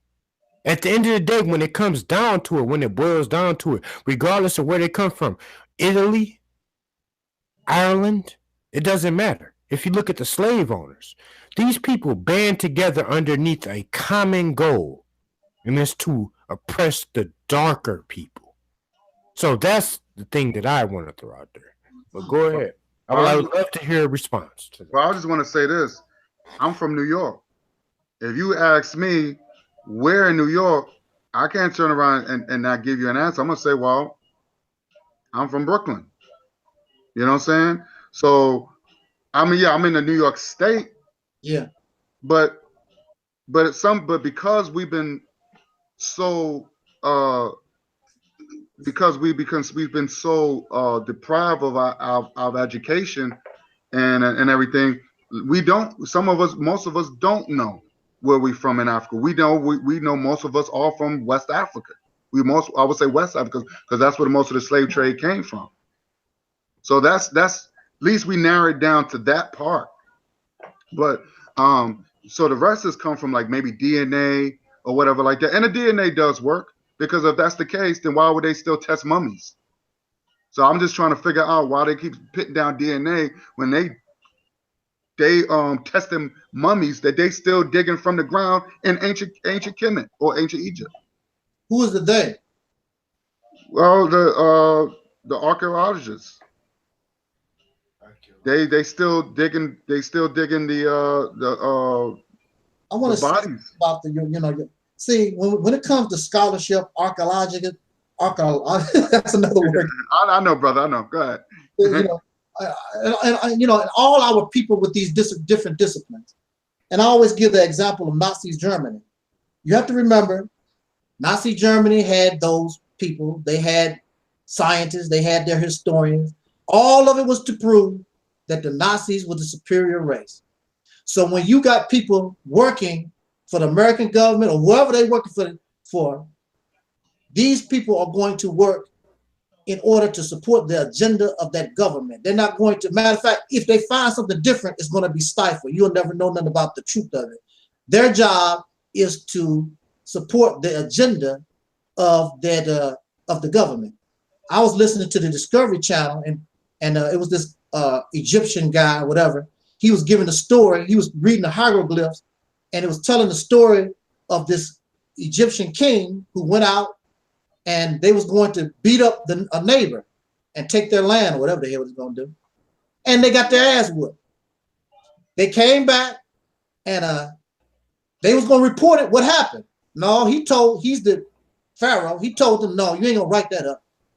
So it was written up as though he was Mr. Brave, went in there and he just fought all he could. Eventually he was overran by numbers and that would send him back. But that's not what happened. Him and his boys went in there, tried to do whatever they did and just got their ass whipped. So, that just goes to show you people in government, these rulers, whoever's in they can manipulate a story. And when it comes to history and a lot of this stuff, it comes from the side of the victor, because usually the one who lose, they don't even exist no more. They don't wipe them out. You don't never hear the story of the loser. Just like World War II, I can guarantee you, the Japanese tell the story of World War II different from what we are taught in America. I can guarantee you that. They tell the whole story different. Matter of fact, I heard that they did not even have to drop bombs on Japan. Japan surrendered hours and hours before they had to drop bombs. But the crackers did it anyway because they wanted to see how the bombs work in real time. Mm-hmm. But they don't talk about that all the time, but that's what they done. They went on and dropped them bombs. They said, well, we over there, we might as well drop these bombs. They ain't our people. Who gives a damn? So my question is always question the information source, because if you trust it, if you trust that information source, we don't know what's behind it. We don't know. I mean, can you trust it? Is it bias? Is it prejudice? See, that's my problem. Is it prejudice? Who are these people? Are they, especially when it comes to crackers? If you saying that the crackers are manipulators and liars, I have to question everything that they do. I don't care what it is. Even if it's supposed to be the truth, I want to know why are they telling us the truth? Because they liars. Still understand? But when it seems as though when things fit our story, where you see it says right here, he's a liar. He's a manipulator. He's the one that created this race garbage. He's the one that created the word Africa. Nobody was calling themselves Africa until he created racism. Well, and that's not true. Now, I'm pretty sure you're going to tell me about an offshoot. Well, you see, it was called Africa or some crap that the African. No, the word Africa and the way that we use it came from them. It did not come from, the information that we have came from them. We have no other sources. You was a slave. We was a slave here. We was denied to read and write for hundreds of years. We were slaves here. We was denied religion for hundreds of years. Everything that come from us, directly or indirectly, came from him. Right. Even if it's about Kemet, even if it's about Kemet, it came from them. But see, they are at the root. but I think what you're doing, my brother, you're giving white people too much credit, and I think that's what I don't understand, because it's like white people haven't invented anything. I did not say that. I didn't say what they invented or what they didn't invent. I'm telling you the information that we got. They know where they got stuff. Matter of fact, tomorrow I'm going to wear my karate gi to show that people exchange information and things all the time in different cultures. You know, we're eating bananas. Why would you eat a banana in America? America, you can't grow no damn banana. But we got it from somewhere. We got it from somewhere. There's a lot of things. But see, the reason why these things, well, you know, such and such didn't create this, because of racism. Because I got to prove, well, I'm not inferior. See, I did this and I did that because of racism.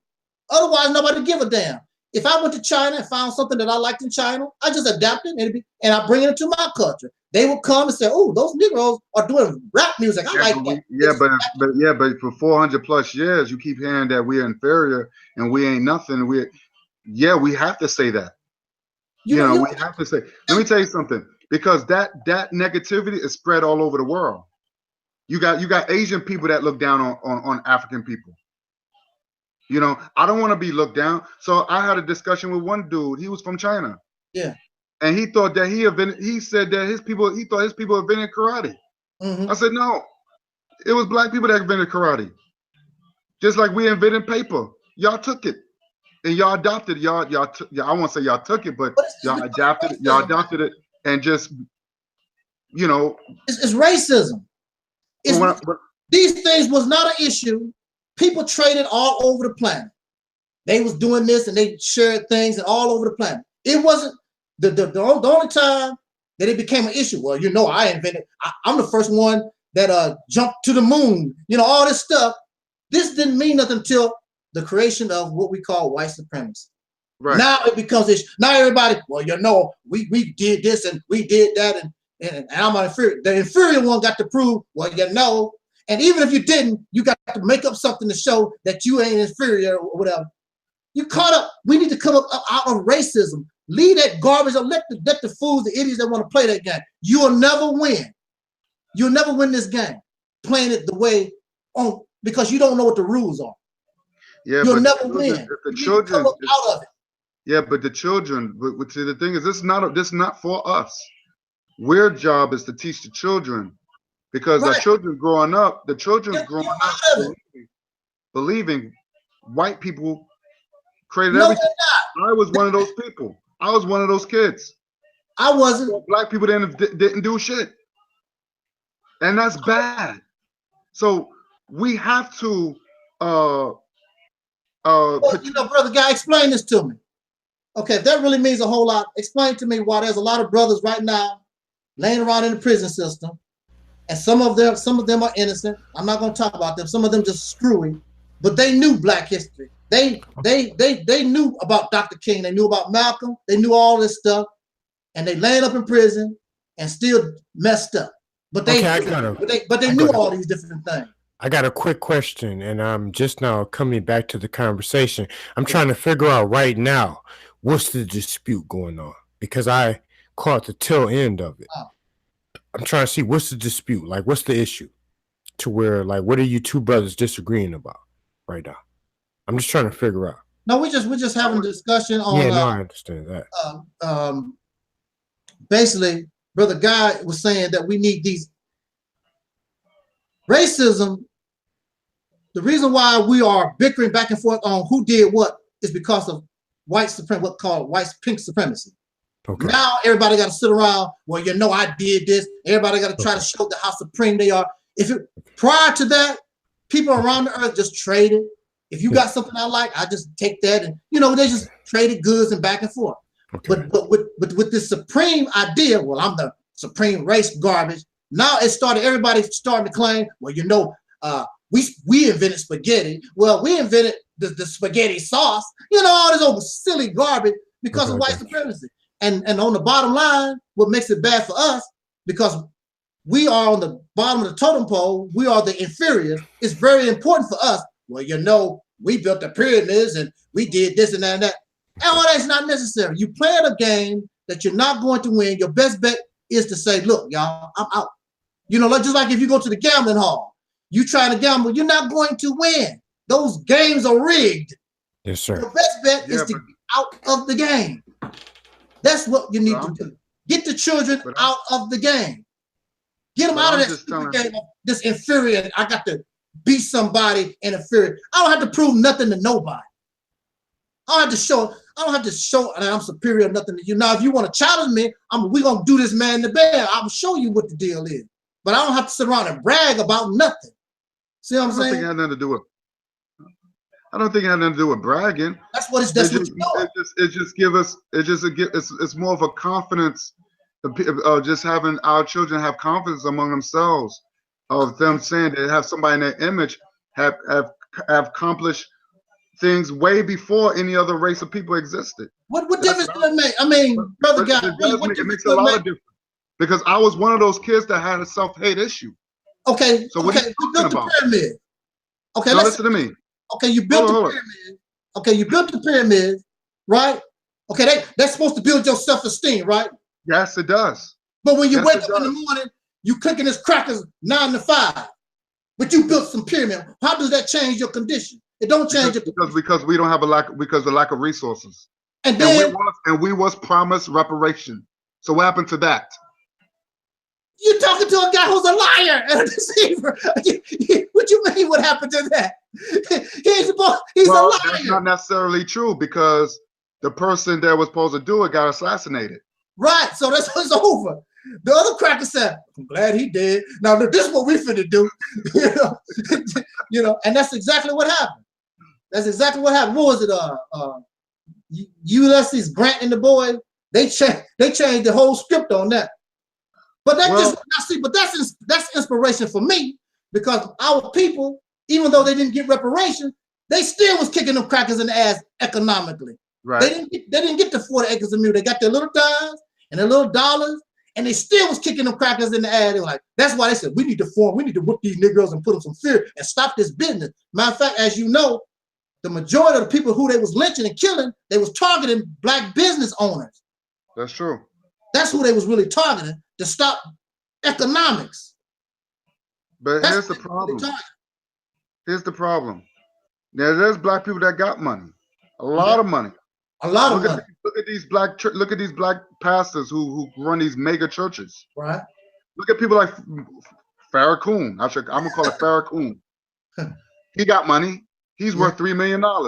Yeah. So I'm just saying that if you get all these black people, these churches who collect all this money, we way over $50 billion. Yeah. So it's still, I understand what you're saying. Yeah. But with the type of money that we got, the type when we have the resource that we have, but remember, they're not paying property tax on their churches, right, or their mosques, because of the 501 CE or something like that, that they made a deal with the government, the exemption tax, right? So they collecting all that money. So what is the fear of why is that black people is so, and they know the conditions that we're in. So this is where I get frustrated when it comes down to our people, but we have the funds. So yes, do I want to work? I don't think let me tell you something. I don't think no black person wants to work for their oppressor. Yeah. You know what I'm saying? And then this is the reason why a lot of black people stop going to these, slowly, they stop going to church, because they figure I'm paying all this money because I was figuring that you will reinvest it, so we don't have to work for the man. And that was the tithe. That's what the tithe was for. You know what I'm saying? But you got a mega church, T.D. Jakes and all these people. You mean to tell me they couldn't set up businesses? They couldn't get the resources from Africa and make deals where they don't have to belong into look at Michael Jordan. You mean to tell me? You mean to tell me the money that he has, he can't go to Africa and get the resources? They got cars that was better. They got cars in Africa. They're making cars in Africa where they can import African cars from Ghana that's being made in Ghana, and they can outnumber the Japanese cars and American cars. But nobody's not investing in that. And this is why I get frustrated. But the black people that wants to do good, we don't have that type of resources. Right. So it's what I get frustrated is that how these people, what is the fear? And I think a lot of it because either they don't control their money, or they control their assets, or they're scared if I do it, I'm gonna get blackballed, I'm gonna get killed, because they see because it does happen. You can't you can only go do so much. So I just feel like because most of it, the majority of us don't have the resources. So reparations has to come in. The reparations is on the Congress table right now. If Obama, who's supposed to be so-called black, all he had to do is fight for that. They would have gave it up because the UN was going to back him up. But he didn't want to touch it. But it's right there on the table. So it's not discarded. That's my point I'm trying to make. It's not discarded. So we are surviving. What we're doing, we are surviving. We're not in paradise. We're surviving. So that's why the reason why we're still working for the man. Do we want to? Hell fucking no. Look at the Japanese. You think they're working for the man? Nope. They got reparations. That's what they got them out. Look at the white Jews. You think they working for the Nazi Germany's? No. We are forced to work for them because like Craig said, without us, they'd die.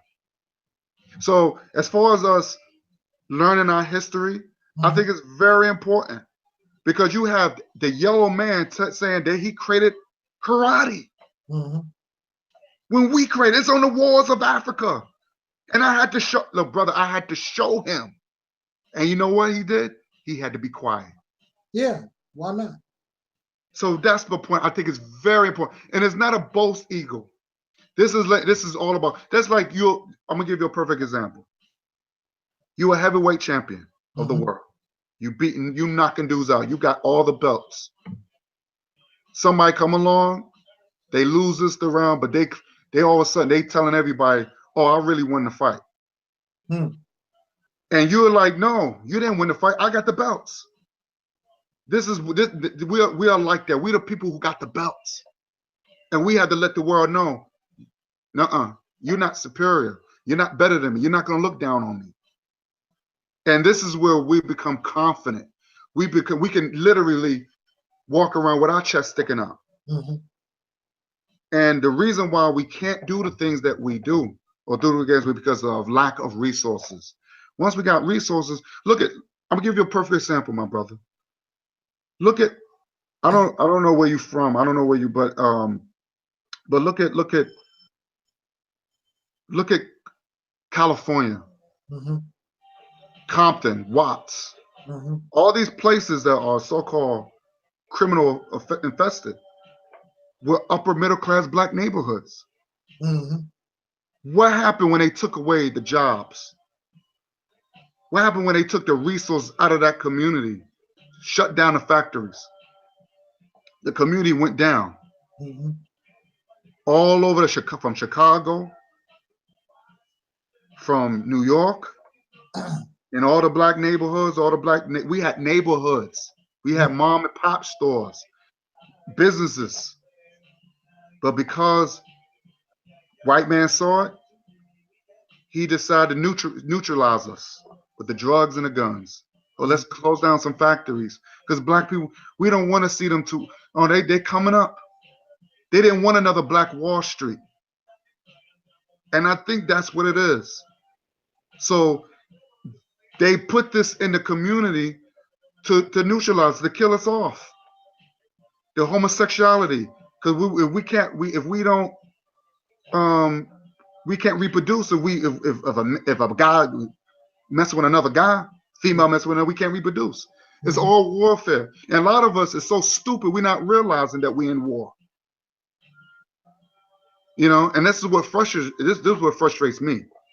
A lot of us are so fucking in denial. And I agree with you. I'm tired of talking. Yeah. I'm tired of talking. I'm about doing. And we don't have to pick up guns. Yes, revolution is very bloody. It's very bloody. But our strategy has to change. Black people was busting their guns at the cops during the 60s.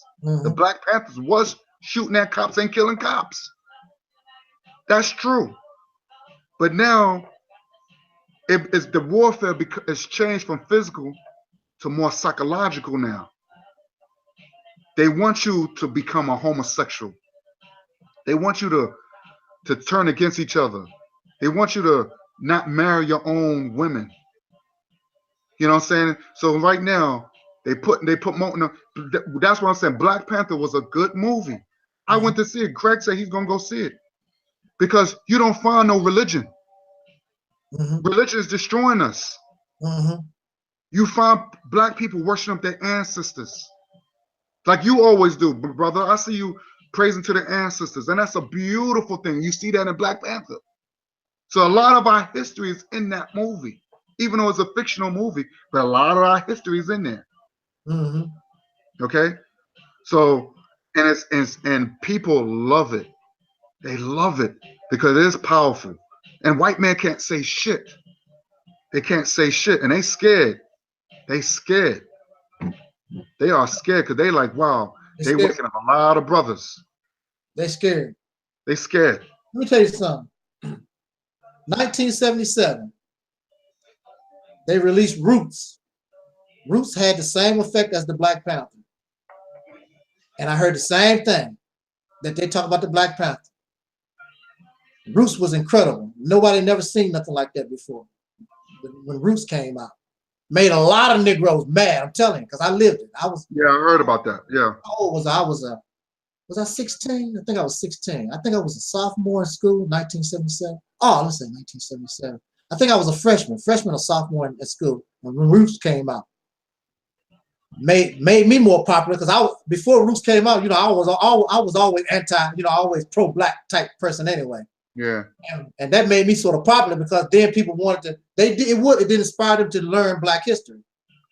And when they had questions, we know who to go to. They can't just coming to me. I'm like, I ain't the damn library, y'all. You need to roll out to the library. But it did the same thing. So what I'm saying is that, yeah, Black Panther is nice. It's wonderful, but we are emotional. It'll be forgotten next week. Roots came out, Negroes, I'm telling you, Negroes was mad as hell. That's true. I heard about that. Yeah, they was mad as hell when Roots came out. I made us a slave and they did this to us and blah, blah, blah. The white, you know, the children in my school, they used to come to school with their heads hanging down, trying not to look at Roots. After Roots came out, you know, the white children didn't want to look us in the eye because they didn't know what kind of reaction they was gonna get, you know, stuff like that. It was very emotional. But that's the thing about a Negro. Negroes are emotional. Yay, Roots! Yay, Roots! Yay, Black Panther! Yay! And in 2 or 3 weeks, right back to normal. Them cats in the bathroom shooting dice again. They don't care about no Roots no more. You know, that's the way. That's just the way it is. It will inspire a little meager few, of course. But when it's all said and done, it's nothing but entertainment. Roots was nothing but entertainment. Wow, they were slaves. Wow, they went through a bad time. And there's a few. It's just like Trayvon Martin. Oh, Trayvon. And you know how Negroes do. Next thing you know, who talking about Trayvon? I'm probably the only one that might mention Trayvon now and then. I still mention him. I mentioned George Zimmerman. How he still lose. I'll still say it today. Right. And you don't see nobody protesting about Trayvon Martin no more. You don't hear nothing about Trayvon Martin and none of these people. And matter of fact, even some of their relatives, they got paid off and they in Disneyland somewhere. Yeah, they're hush money. They gave them hush money. And they said, I'm glad to be quiet too. Woo, Disneyland, here I come. That's why I don't get involved in stuff like that no more, because I know what Negroes do. That's true. You know, the first time, you from New York, right? Yes. You're in New York. So you know about, what's her name? Arizona. not Eric Garner, way before Eric Garner. The girl that's cried rape. Remember that attorney? And Sharpton was representing her. What's her name? Was there. He was on their side too. What's her name? What's her name? Remember the young light-skinned girl? Because she was in Public Enemy video. Tanya, what's her name? That young girl. Brother Craig, you know who we talking about? I'm trying to think. Is she in New York? Yeah, she came from out of New York. She accused that district attorney of raping her. So I know you're talking about. That's the I know you're talking about. With the soda pop can. Yeah. And she said he pissed on her, took a dump on her. Man. I think I know you're talking about. That was like the soda pop, and she said, was it shoot? I know exactly what you're talking about. I forgot. That was I believe in early 80s. No, early 80s. I remember that was big news. He was a 90s child. He wouldn't know nothing about that. He was a little baby. Yeah, that was big news back in those days. I remember that. I was young. That's right. It was big news. And Farrakhan jumped on the bandwagon, and Al Sharpton. But it got to the point where the evidence was overwhelming. Her and her boys, they lied. Do y'all know her name? I don't remember her name, man. I can't remember. Let's see if I can pull it up. I know what you're talking about. I know what you're talking. I just can't. Yeah, I hear everything you brothers are saying, man. I'm just sitting back, man, just soaking it all in. I'm here though. Ever since that happened, I'm like, I'm out. I'm not. And then now, what really got me? It was a so-called sister, right? She screamed rape. She said that 6 Caucasian men raped her. Okay, and everybody got jumped on that bandwagon, right? Guess what the real deal was? She was the girlfriend of one of those pink guys, and she was having an orgy voluntarily. She got mad and pissed off and cried rape, which I think that's sort of good because they do it to us all the time. But the reality was, the deal was, she was involved in this orgy. She voluntarily being shared. Is it Clarence Thomas? No, it's Clarence Thomas. No, the woman accused Clarence Thomas of no, that's alleged. Anita Hill. That's the Anita Hill. Oh, okay. It was in New York.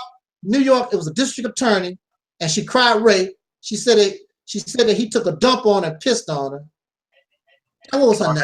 That I don't know. I just thought because I thought it was the Clarence Thomas situation. Okay. No. This girl accused a cracker, a district attorney, of kidnapping her and pissing on her and stuff like that. It was in New York. What was the name of that? I think her name was Tanya something. Okay. Tanya Harding or something like that. Was it? No, I'm thinking about that skater. Yeah, that's a skater. Yeah. That's a skater. I cannot think of that woman's name to save my life. She was in the Public Enemy video because when that was going on, Public Enemy put her in their video. That's what her name was. But that's why I don't get involved in these Negro tragedies no more because I'm not gonna get all hyped up, and then their family members take the money, hush money, and take off. You know, I feel sorry for the victim, but I can't get involved in that stuff. I can't get involved in that type of thing no more. No, I don't blame you. Because Negroes will use you too. Negroes will use you. They'll cry something, and then they'll use you to help them in their little case, and then they'll sell you out. Yeah. So I don't get involved in that because the way I look at it now, if it was something about you, I know what you stand. I ride with you. But some of these niggas out in the street, no, I'm not doing. I can't do that no more. Right. They're not affiliated with no black conscious type movement or group. I question that stuff. I question it. I don't get involved in Negroes. Negroes are slick. They know how to use the race card too. Oh yeah, of course. They abuse it. Yeah, they abuse it. Yeah. Get you all involved in emotion over there. Oh, that's so tragic. Yeah, whatever. Yeah. Make you look like a fool. No, not me. I'm not getting involved in that stuff no more. No. I would say this, brother. I don't like doing the protesting. Yeah. I don't believe in protesting. That marching shit is whack. It's over. What I do believe is that if we're gonna make some real change, and like you said, like Malcolm said, revolution is bloody. Yeah. And Unfortunately, I will say this on camera. yeah. God forbid if my child gets killed by a cop, Uh-huh. I'm ready to go to war with that precinct. Mhm. And I'll put my life on the line. I'm not marching, I'm not protesting. We're gonna go to that precinct and I'm willing to throw cocktails at the cars. I don't give a fuck who I kill, who I hurt. It's just gonna go down. Because I don't think, especially if these cops get away for murder, I do believe in an eye for an eye. So, But you want to know something? See, this is the thing about it, brother guy. See, that's another example of emotionalism. See, no, because let me explain this. because if we're gonna talk about change, yeah, but let me explain what I'm saying. I'm not calling you. I'm not saying emotional in a bad sense. okay, Okay, we become emotional. Okay, the cop killed my child. Okay, that gives you that energy. you're You right. have the attitude. You have the attitude. I'm willing to give my life on this, right? Yeah, Now, we need to get more bang for our buck. So instead of that, because they expect that. That's the perfect thing. They want you to act in that kind of manner. But what if you just sit back in the cut and just chill out and say, oh, that's all right. Just sit back and cut and be quiet. And then you scheme and you plan. And you go for some real gusto. Get more bang for your buck. See, it was cool for those brothers. Remember those brothers, Michael Johnson and the other brother, Gavin Long? yeah. They were willing to give their life, but they didn't get, they could have got more bang for their buck. If you're willing to give your life, let's do it. Get more bang for your buck. They expecting you to react in that type of manner. There was nothing accomplished. Those brothers are gone. They gave their life. Yeah, they killed a couple of cops or whatever. Really innocent cops that didn't have nothing to do with the situation for real. I think that's unjust. You should have got the ones that was guilty for real. But get more bang in your butt. Do something that they don't expect.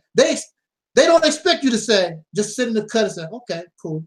And just sit back in the cut and be quiet. They don't expect, they're like, what the hell? That make people scared. They be like, what the hell? The niggas ain't, they don't want to throw no bombs through the precinct. They don't want to, they're not protesting. Why they quiet like that? Make them think. That makes people more scared than actually doing something because they wondering what they're doing. You know? I'm going to tell you, when I was locked up and I finally learned how to fight back, when I was quiet, that's when they was really worried. They're like, where's that nigga? I was always scheming on the boys. I'm telling you. I was always scheming. They knew it too. I was always quiet. When it happened, it just happened. You know, I didn't let them know nothing. When it come to them, see, you got to have the element of surprise. See, that's why we can't be emotional. Just, okay, all right. You killed my boy. All right. The thing is, other countries, if you look at other countries, if a cop do something to a child, the people, because they looking at it like, yo, we paying you, yeah, and you do this, so the community will attack. Yeah, you know what I mean. And the cops had no choice but to, you know, to defend themselves. That's the but point. I just look at it like this, as a community. I mean, of course we're gonna get emotional. Of course, I mean, if a life has been taken, yeah, and there's no justice, somebody has to pay. That's right. Because and I just feel like by us, like you said, us just collecting a check and that's it. It becomes pointless. Right, right. That's where we have to, and it's the job of the so-called awakened conscious community. That's the job of us in order to communicate that message to the people. But again, it goes back to the people that's out in the front, who are our so-called leaders. They have failed us, because there wouldn't be no problem if the people are on your side. But in a situation like that, when we act and the people aren't on our side, then we look like the bad guys when we're really not. Right. That's true. So you know, it's when you can get our people on our side, you know, the people went on the side of those brothers. You know, I wouldn't have done it that way. I think I'm the only one that actually was out in the public said, you know, I agree with them brothers done. I didn't even hear Sarah Susan say that. None of them guys that talk about kill the crack. I never even heard them say, hey, that's what I'm talking about. I didn't. I was waiting for people like Sarah Susan said, them guys like that talk about kill the cracker. And they was quiet as hell. I didn't hear them say nothing. That's true. And I still tag them brothers in my tags on my video. But right. we have to have a whole new mindset, a whole new attitude at this thing. And like I always tell people, you know, I'm not against. There's a place for all these different ideas, but we have to learn how to put them together in the proper. You know, just like putting a puzzle together, put them in their proper space.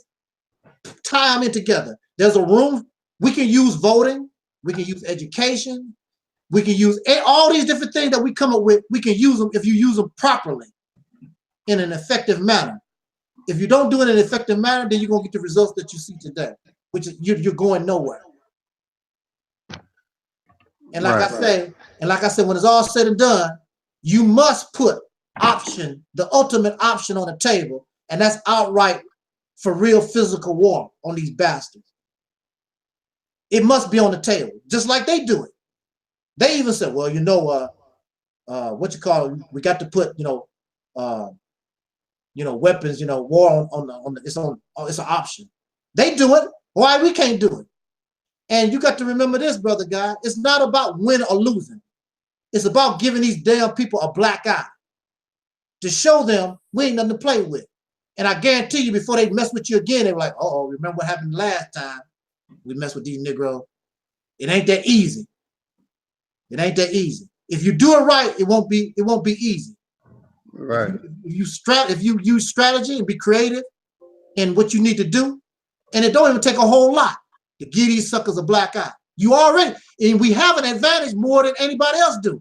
We already in the damn country. We don't have to sneak in or none of that stuff.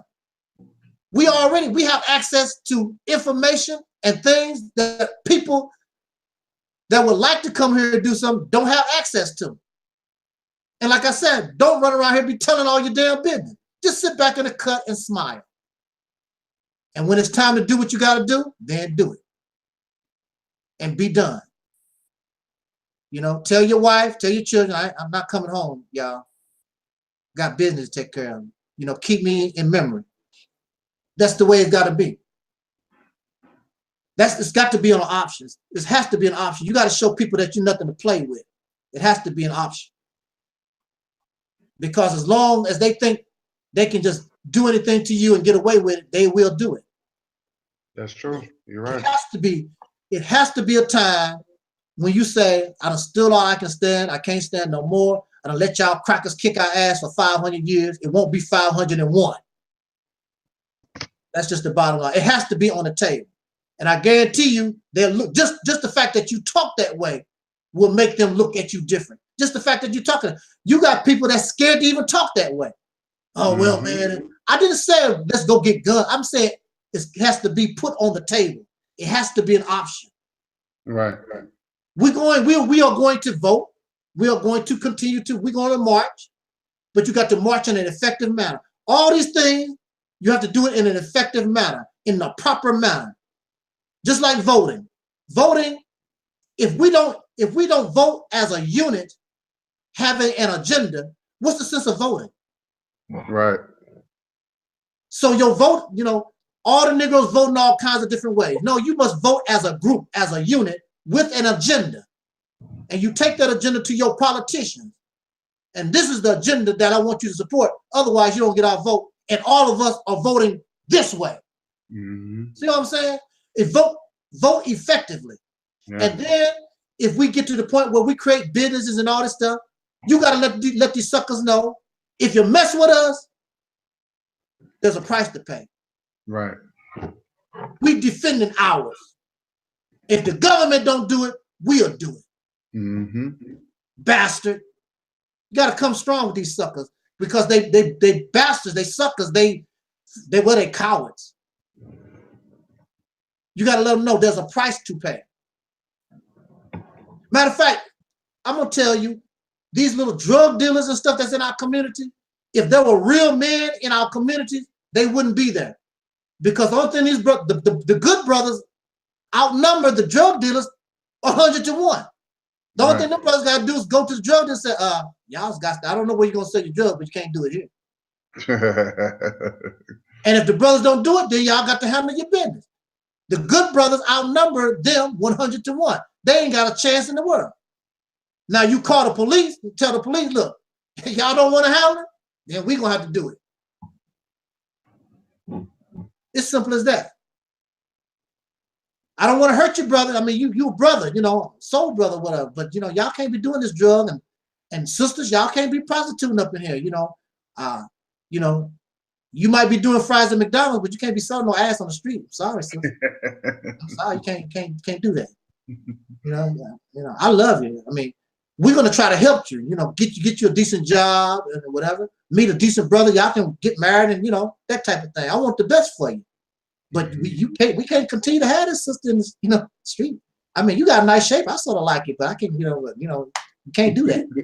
You know, tell the brothers, you know, the drug selling is over, man. I'm sorry, you know. I know your gang got 900, but we number it in like the thousands. I don't think you want to mess with us. You know, you can't. It's not gonna happen. You know, get off from work and put in your 8 hours doing security in your neighborhood like you did on your job. And tell the gangbangers, y'all got to go.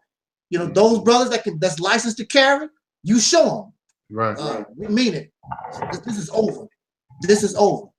People like Farrakhan, or like you said, Farrakhan, people like that, he could have accomplished that type of stuff long time ago. Farrakhan should be running Chicago. That Nation of Islam should be running it. I agree. But they're not. You know? So, man. So that's it's nice conversating with you, brother, but man, I'm so tired. I got to. No, get some sleep. I got to try to get up in the morning and. Man, I'm rough, man. I didn't show my face. I didn't show my face. I was really, really rough. I'm just glad that we had this conversation, man. I mean, always, man. You know, we gonna get this whole thing together. I'm trying to contact some brothers, like when you and I aren't around, and Brother Craig, you know, if he's manning the guns by himself, I'm trying to get some brothers to come on board. You know, that I think is decent. So we can, once we get this started, somebody always be there. We can be consistent. Right. And hopefully we bring in something a little differently than everybody else is. Well, that's what we're working on now. Yeah, we need to do that. I'm gonna put this on my channel. I'm gonna copy and put it on my channel. You know, so yeah, but we need to get this thing here together and get it to flowing, because I think that we offer something, a different alternative view. I'm tired of this, you know, emotionalism, all this fantasy delusion garbage.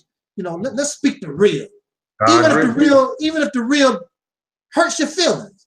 You know, I mean, I would rather a woman tell me, look, you're too short, you're too black, and you're too ugly for me. I would rather her hurt my damn feelings than leave me on giving me, you know, making me think that, damn, I got a chance with this. No, just hurt, because that saved me time. You know, save me money. Save me money too. Yeah, really save me some money. And so I can go about my business. Now, I'm not going to say I won't be upset, you know, because I'll go to the room and be cussing her out. But, you know, it's better for me to hurt and get it over with and go on about my business, you know. But we don't want to hurt, you know, because a lot of people, you know, they, you know, especially like in a relationship, some chick might lead you on. She was trying to be friendly, really. Yeah. But, you know, you just thinking, well, I got to check. No, she just want to be your friend, you know, a little bit or whatever. She ain't interested in you like that. But you think just the fact that she's letting you stick around or whatever, you think you got, no, she don't like you, man. Accept the reality. But, you know, but a lot of us, we just live in our delusion world. I don't like that. I'd rather be hurt and get it over with. Right. So I can move on to something else. I don't have time for it. I agree. Deal with things. Deal with things in the way that Neely Fuller Jr. said. We have to understand what racism is, comprehend what it is, that's the only way we're going to be able to deal with it. You know, if you don't understand racism and how the system and how it works, you're not going to be successful. A lot of us think that we know. No, you don't. Don't. No, you don't. You think that you know. Hollering white supremacy don't mean that you know what racism is. It's very, very deep. There's a reason why this crap has gone on as long as it has. There's a reason for it. I don't know who them cats that created it. Them some bad mama jammers, man. Them some bad guys, man. Whoever created racism, white supremacy, whoever did that, them some bad mama jammers. They dead and gone for who knows how long, and this crap's still going on strong. It ain't like it's weak. It's very strong. And it's always changing. Yeah, it has the ability to be flexible and evolve. I'm like, these are bad. And that's scary. Yeah. Scary. And I'll tell you something else. See, another thing that's dangerous is that the victims will take on their own form of supremacy. The only thing they do is change it, put black on it. It's the same thing. You just become what caused you to be in the condition that you're in. Right. So we got to be careful in that. So, you know, it's just, oh man. That's deep. You know, whoever created that racism thing, them some bad boys. Yeah. But I tell you this, whoever is able to break that cycle, begin to break it up, them some bad boys. Yeah. Because it's going to take some hellified thinking, some hellified moves to break white supremacy, pink supremacy up. You're going to be a bad boy. And you're going to remember it a long time. Like, damn, man, Caucasian supremacy was around for who knows how long. These cats came in and smashed it. Yeah. We can be that. We could be that. That's true. We actually have the knowledge, and we actually are in the right position to do it. But you got, you know, like I said, we got these people that's in the way. Worthless leaders like Farrakhan, Sharpton. Me and Craig was talking about that before you got on. Yeah, you know, people like that, and some unknown suckers. The graham crackers. Some YouTube video makers. I call them graham crackers.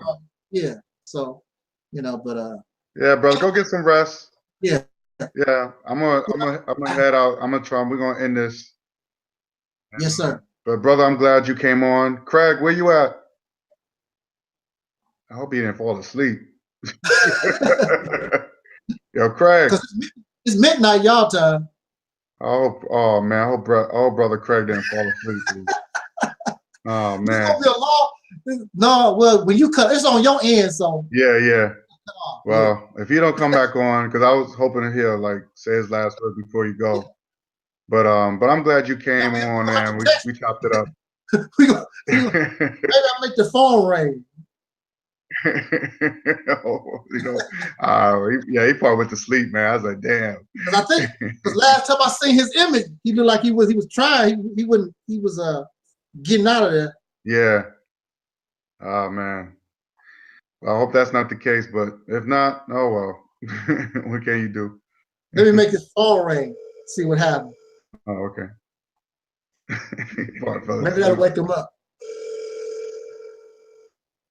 Yeah, because it's midnight, you guys' time. Mm-hmm. No, I think he's gone. Yeah, he's done. Yeah, he's done. Yeah, wow. His phone should be right there with him. Yeah, he's done, man. Yeah, he's done. Yeah, all right. All right. All right, my brother. I'm glad Yes, you came on in, man. Thank and we're gonna talk again soon, man. Oh, no doubt, no doubt. All right, my brother. You have a good night, all right? You do the same. Peace and respect. You too, brother.